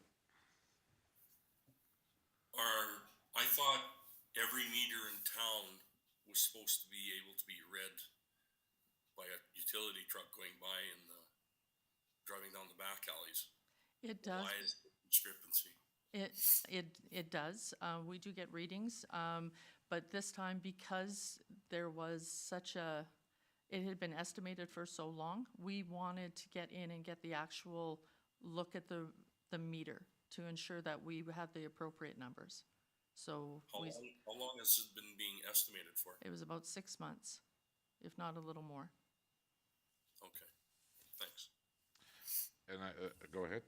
So then, like, as a follow-up then, can you explain to me what would be the reason for estimating rather than doing actual reads? What's the differentiation? Under what circumstances?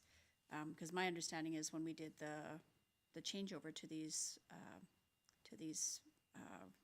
meter heads was for the ease of access and the accuracy of the billing. So under what circumstances and why would there be estimation when we have the ability to actually read? There are a few different circumstances. Sometimes it doesn't port properly, or you'll get an odd read. Then we'll have utilities go and take a look at the physical meter. There could be numerous reasons why, but and estimation is allowed. For example, we did estimations when we have 0 reads and we know there's consumption until we can send somebody there. We're cleaning up our utility billing department on how long things are getting estimated. It should not have been estimated for that long. So the big problem here is, okay, he recognized the leak, they received the bill, and then we were not getting a remote read. So what ended up happening is we were doing an estimate, and the estimate between 38 to 40 cubes a month in that apartment building, and the town staff estimated it at between 4 and 6 cubes a month, and when he phoned to check on it, he was told, no, everything is fine. We know what we're doing here. And again, the extra billing comes from, he feels that if he was worried about it, like we were way under billing, and he phoned, and we said, no, we're good. And in actual fact, we weren't good because we never even looked at their regular consumption. We would have known that between 35 and 40 would have been average. Go ahead, Councillor Bullock. CO Ling, I'm curious to know how many businesses or residents are currently just being estimated. Do we even have a number? We probably do. I don't have that information at this time. I can find it out. And I do know for right now, this is coming to light because we've started taking a serious look at our utility billing, and we've started with those that are classified as non-residential or have had an issue. So unfortunately, I don't think this will be the last we'll hear from our residents, because after year end is finished, we'll be taking a look at all the residential billing So as well. So to answer Councillor Bullock, since CAO has taken over, and there's been a lot of changes at the top level and at the utilities clerk position and stuff, and we have been notoriously terrible at what we're doing.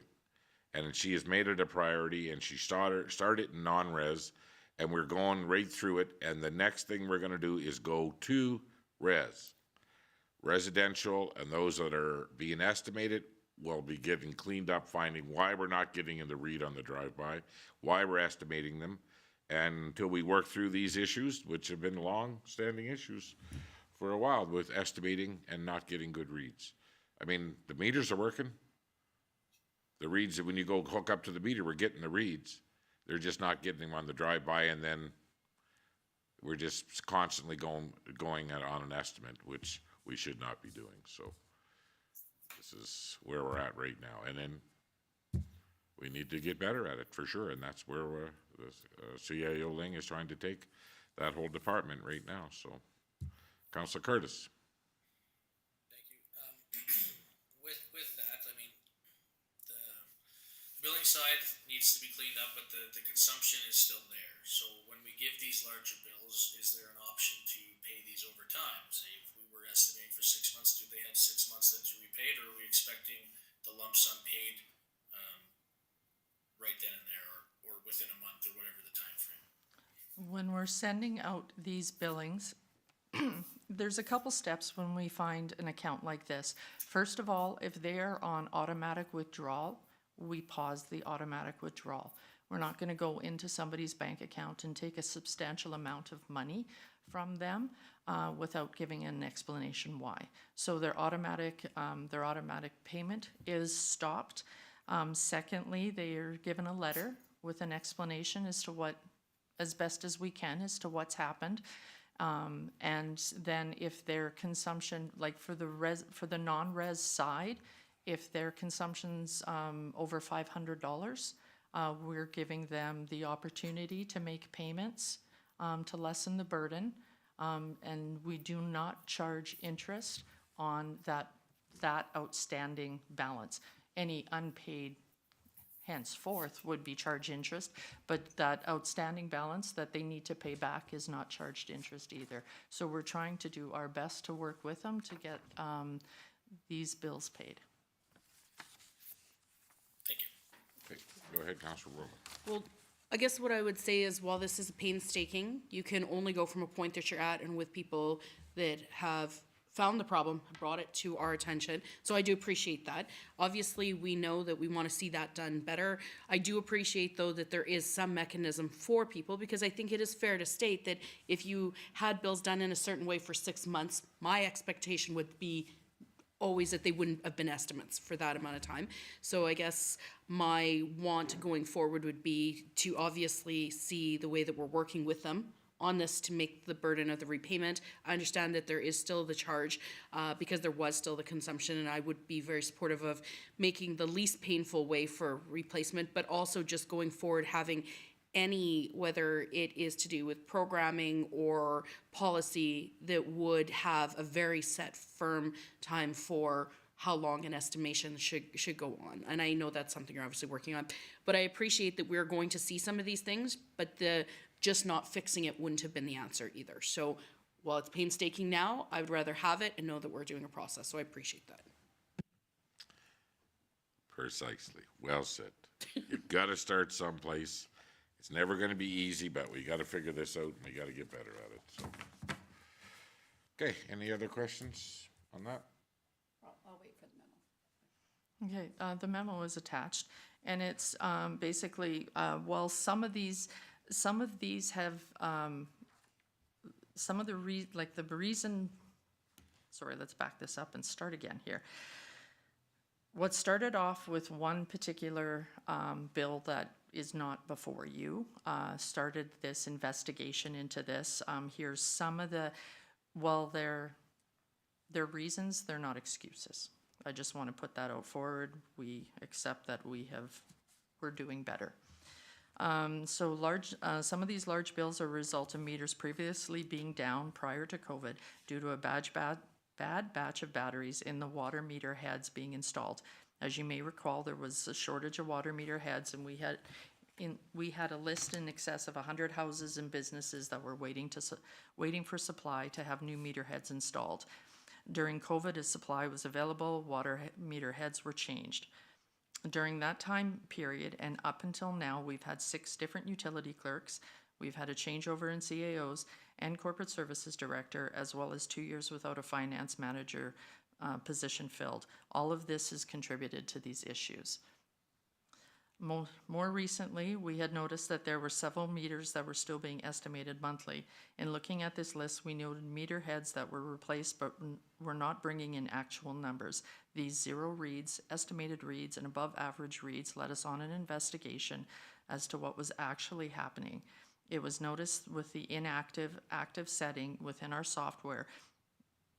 It was noticed that the active setting in our software was inaccurate, and once the admin setting was changed, the actual read was brought in, and the variance between actual reads, estimated reads, and 0 reads was built. And that's where some of these estimations were caught, and a bunch of our 0 reads were caught as well. The accounts that have been affected were all charged or credited the actual consumption, because we have credited. That was used. For those with consumption that has yielded a substantially higher bill, we have offered payment plans with no interest to help offset the financial challenges that these bills have created. And some of the steps that we're doing in rectifying this is our estimating criteria is being changed. Our manuals that we have for training and stuff like that are all being updated immediately when a new process or we've discovered something that's changed. There's more oversight on the utility department with the new finance manager. So we're stepping up, and we're hoping that these issues that we're finding will not happen again. Okay. Go ahead, Councillor Bullock. Just one more question. With the actual physical reads, do we keep records of the last time that we actually did a physical read in a business or residence? Yes, it's in their files, it's logged, and we have the work orders, because utilities doesn't go out without a work order. So when they are sent out to do a physical read, there's a work order that goes along with it that goes into the utility file. Okay, thank you. Go ahead, Councillor Rudick.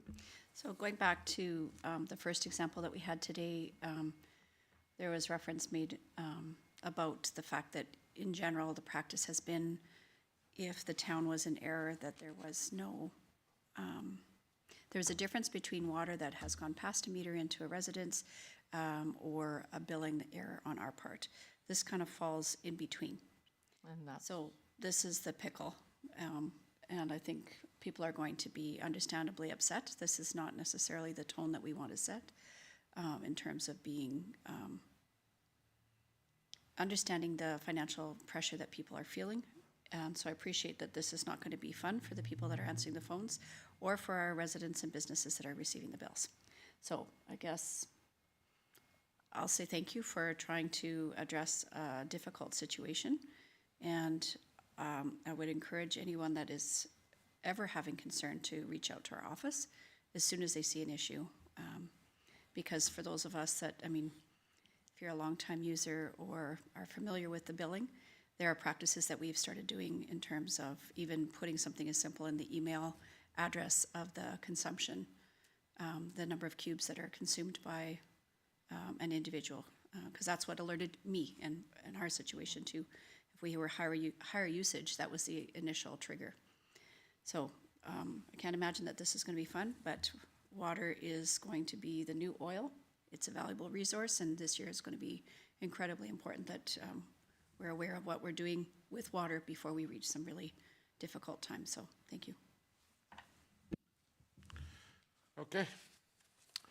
Move on. Next up, I have a letter from Municipal Affairs, Minister Rick McIver. Dear Mayor McPhee, through the Alberta Community Partnership, ACP program, the Government of Alberta encourages strengthening relationships between municipalities and cooperative approaches to service delivery. By working in partnership with our neighbors, we create opportunities that support economic development and job creation. Together, we will help build vibrant, resilient communities for the benefit of every Albertan. I am pleased to inform you that the town of Vegreville has been approved for a grant of $200,000 under the intermunicipal collaboration component of the 2023-24 ACP in support of your regional recreation feasibility study project. This approval does not signify broader provincial support for any recommendations or outcome that might be the result of your project. The conditional grant agreement will be sent shortly to your Chief Administrator Officer to obtain the appropriate signatures. The Government of Alberta looks forward to celebrating your ACP-funded project with you and your municipal partnership. I encourage you to send invitations for these milestone events to my office. We ask that you advise Municipal Affairs a maximum of 15 working days prior to the proposed event. If you would like to discuss the possible activities or events to recognize your ACP achievement, please contact our grant advisor by his number. Well, there we go. I'm very happy that we can start this next phase of bringing our partnerships, with our neighboring municipalities and setting down. And I don't know how we go about to find out what the outcomes that we really need. So I don't know when we sit down and start this, but we've never received a grant for something like this before, I bet you. We'll start when we have the contract. Yeah, we get the money. When we get the contract. Yeah. Within the scope of the application for the grant, we will be looking at hiring a consultant to do the legwork and bring parties together and have these conversations so we can understand what the needs of our community and the surrounding communities are in what would we looking for in a new center. But this is going to be a huge project, and we're ecstatic that we get to undertake this now. Go ahead, Councilor Worrell. So historically, I don't think it's any secret I don't like consultants at all. Having said this, this is one of these things, there's no other way around it, because a consultant often is looked at as they're going to bring together this idea for this thing that's going to sit on a shelf. That's not this case. This is them bringing it together to decide whether it can go. Because the reality is, we know that the scope of this project is going to require multiple partners from multiple communities. And I believe that having a consultant will also be able to get real data on information that those municipalities may not have the resources to pull themselves. The conversations are going to have to be had to show usage of facilities that we have, usage or what they do or do not have, along with age groups of potential users. That's all going to come to play in the conversation that we're going to have with them to become a partner if we are being able to go forward. So I'm just saying this because I historically am well known for not liking consultants, but this, I believe, is, while it technically is for a consultant, it will be for a gatherer of the resources and putting that information together. So this is really an important first step, and it's a step that I don't think as a municipality going forward with all of our other programs and projects and operations that we would be able to do without bringing in somebody else. So I'm very excited and appreciate the province providing the grant and the administrative work for applying to it. Councillor Curtis. Thank you. Yeah, this is a great first step forward in seeing what we can do with this rec facility. CEO Ling, I'm just wondering, do we write that grant in-house? Yes, that grant was written in-house.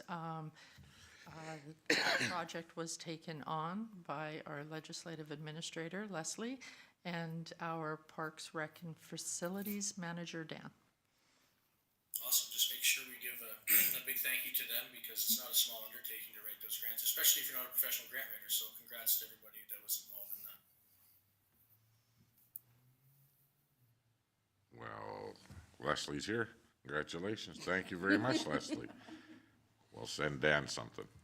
So, I mean, how we move forward with this, first of all, we don't need a consultant to tell us what we need. We need to find out what we need. We need to talk to other communities that have similar projects, how they went about it, who they used, what were the good parts, what were the bad parts, and we'll try to narrow it down to what's going to work for us and our neighboring communities, that will all come together and how we're going to do that. So, excellent news. Okay, so we'll start here. We'll go right around the whole table. Councillor Wawa, what have you been hearing out there? This is interesting. I got no phone calls from the last time to this time. The questions I had before, I put forward to some of the directors. I've been able to get that back to people, so thank you. And actually have nothing new, other than I just wanted to say appreciate all of the staff and the county for coming to our family day, and I really enjoyed that. I really enjoy getting to see all of the people, and I hope everybody had a good family day, and that's actually all I've got. Thank you very much. Councillor Rudick. Two things. Appreciation for everybody involved in organizing and making the family day breakfast that we participated in a success, as well as the day. It was a busy, lively day, and it's great to see so many people that are new to Vegreville, as well as friends and family that we're very familiar with. So it's great to be able to see the changing face of Vegreville and the people that attended. I have received a couple of messages about the article that was in the paper about the disbursement and deaccessioning of materials from the museum. So it has sparked some interest from some folks. And I wonder if maybe we have a process for being able to direct people, if there's a specific way that they should contact, because I've received some very long messages that I'd like to direct in a cohesive way. So I wonder if there's a way to be able to consolidate that. So anybody that's having concerns or questions about things that they gifted to the museum at some point, I'm not sure if it's part of the collection or if it's something that was in there. So I can't say whether or not it is something that needs to be deaccessioned, but people are asking. I guess what we could do is we can put it out and have our vegtown@vegreville.com email address be the address that they direct everything to. From there, we can that's one place that's always going to get monitored, and we can collect those emails, and then we can, as we're going through all the steps, we can then answer some questions. And that would be easier than it going to different counselors or just two different employees in the town. At least we can keep it all in one spot. Yes, myself too. I've had some calls about it and some stuff that was donated by their father or somebody else. And the question I asked, did they receive a taxable receipt? And if they have, there's no ownership left. So Councillor Barry's not here to explain it to us today, but he has deciphered all the files, and every piece that was donated, if it came with a taxable receipt, then it goes through the assessment process, again, other local museums, or then there will be an auction at some point, some of these pieces. Other pieces that have not received the tax, and if you can prove that you were the one that and if it is listed on there who gave it and stuff, then those could be returned.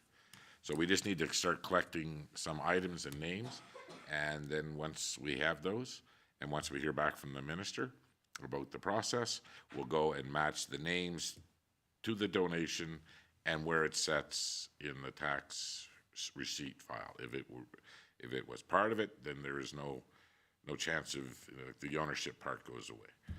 So We can work, I'll work with our communication department, and we'll put something out, and we'll have that email address out in the public, and that's where they can forward their inquiries to, and it'll be a good collection point.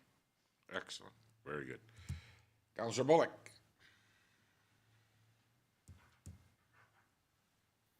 Hello there. Anyways, I don't really have much. I did get one call from one citizen, and I said I would bring it up in my roundtable.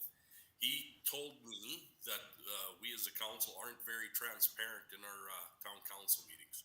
He says that we move through and make decisions without talking about them.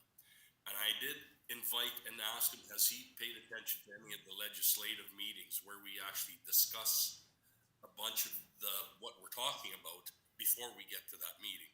So I just wanted to assure him there is discussion that happens. It may seem easier and quick in a town council meeting, but that's because we've discussed it in a legislative meeting beforehand.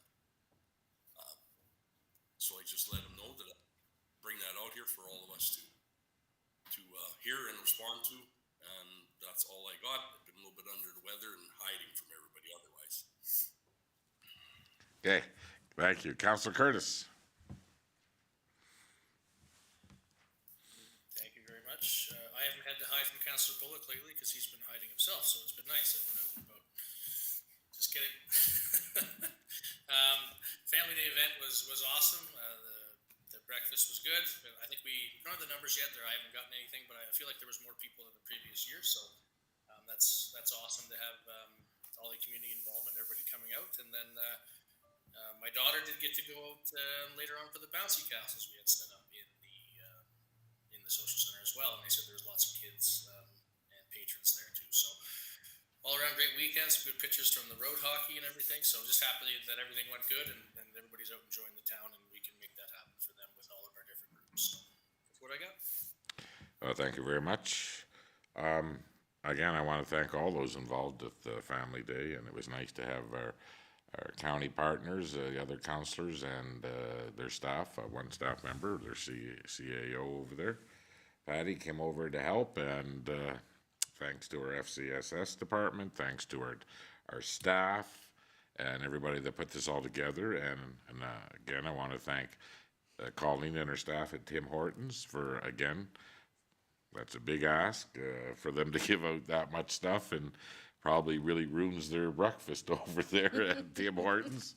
But as community-minded as they are, and again, I just want to appreciate everybody that volunteered all around town to make it a very successful day. And to all our staff members that helped out, Director Lefebvre set this one out this year, but usually he's pretty steady on the grill for us, and he was missed for sure. Councillor Barry wasn't there, again, another grill master was.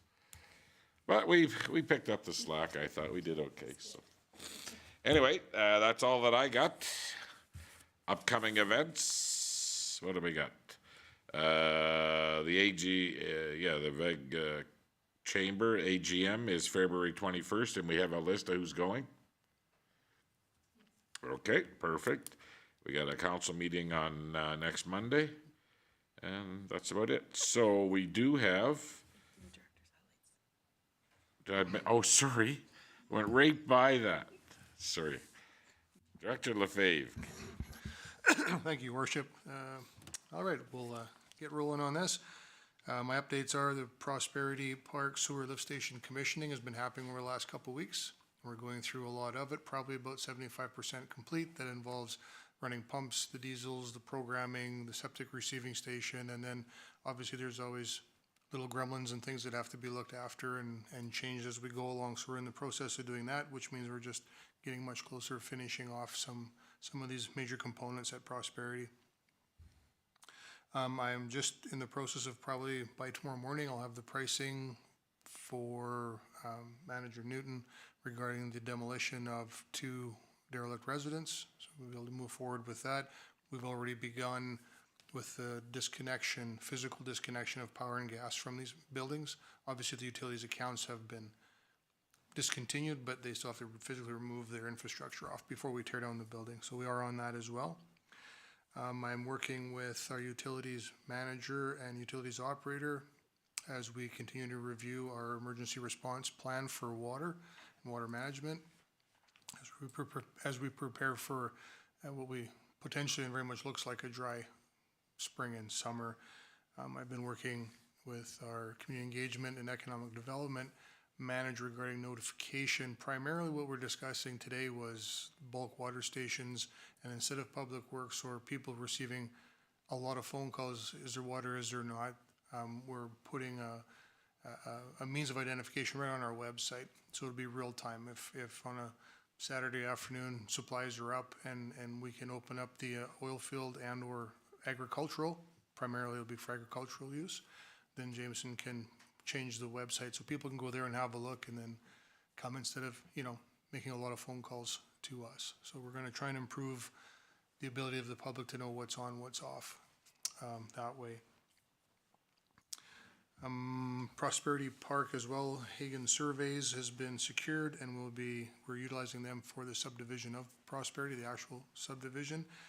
We've sent them the AutoCAD information from MP, our engineering firm, and now they're wanting the design from ATCO, and ATCO Electric would be managing the shallows, which would be the fiber optics, the gas, as a common trench, the power, all the street lighting, and those obviously run in either easements or public utility lots, and that's all part of the survey process. So we've been in touch with ATCO, who is lead for the project of the shallow installations, and they're going to forward us that AutoCAD version. We can get it off to Hagen Surveys and get this process rolling again, because very soon we'll be pounding stakes in the ground and it'll be warm enough. We'll be able to actually do it.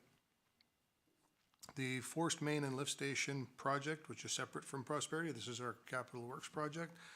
We've completed the forced main directional drill. That will be completed by about March 15th. So we're about 30 days away, and that's the forced main from the sewer lift right to the lagoon with our inlet structure to that point, and that includes the installation of our pump bypass systems that we've got along the way will be done.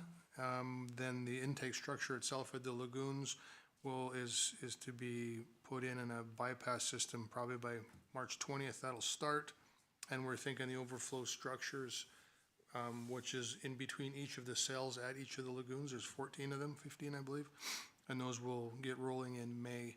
When all of that is set up at the lagoon and completed, then we'll be moving back to the lift station itself. You get directional bore obviously in the wintertime, so we're not losing any ground. We're getting this done now while the ground's froze.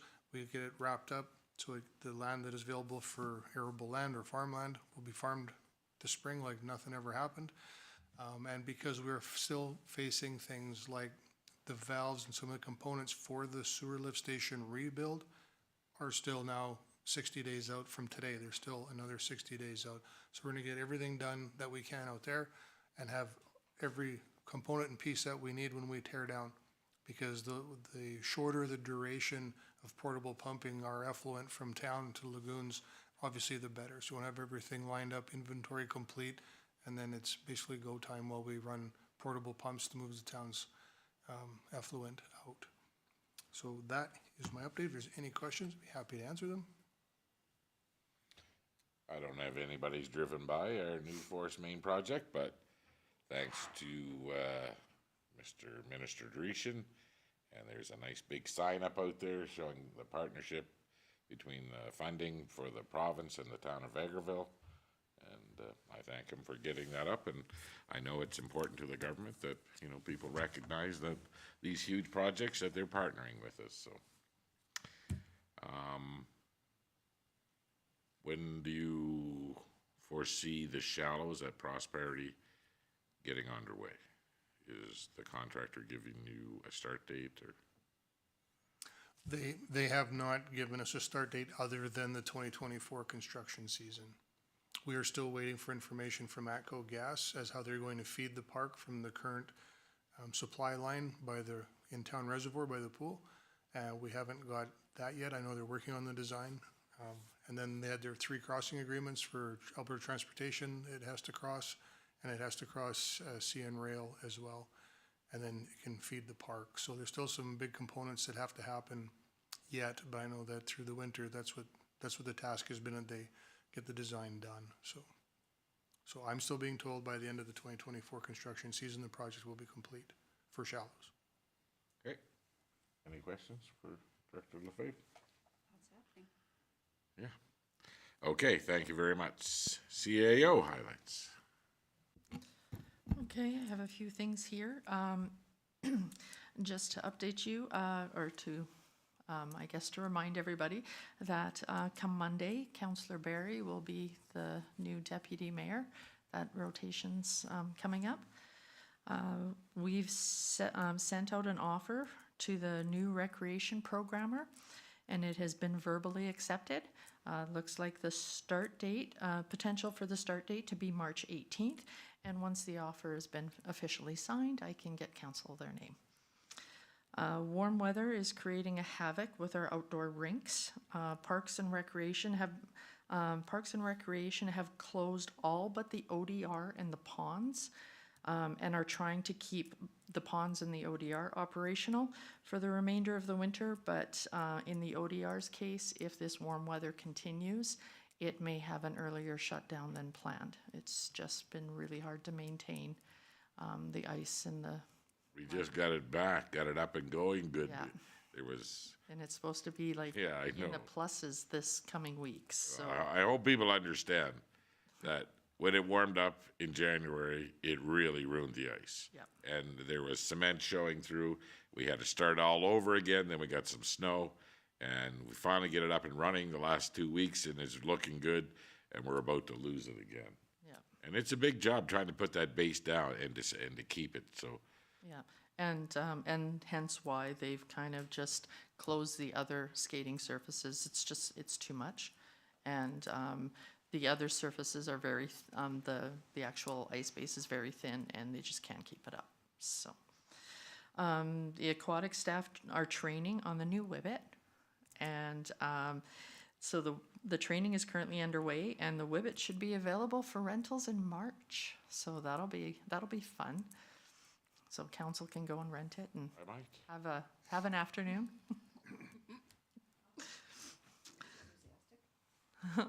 I attended the ice user meeting with the Parks Recreation Facilities Manager.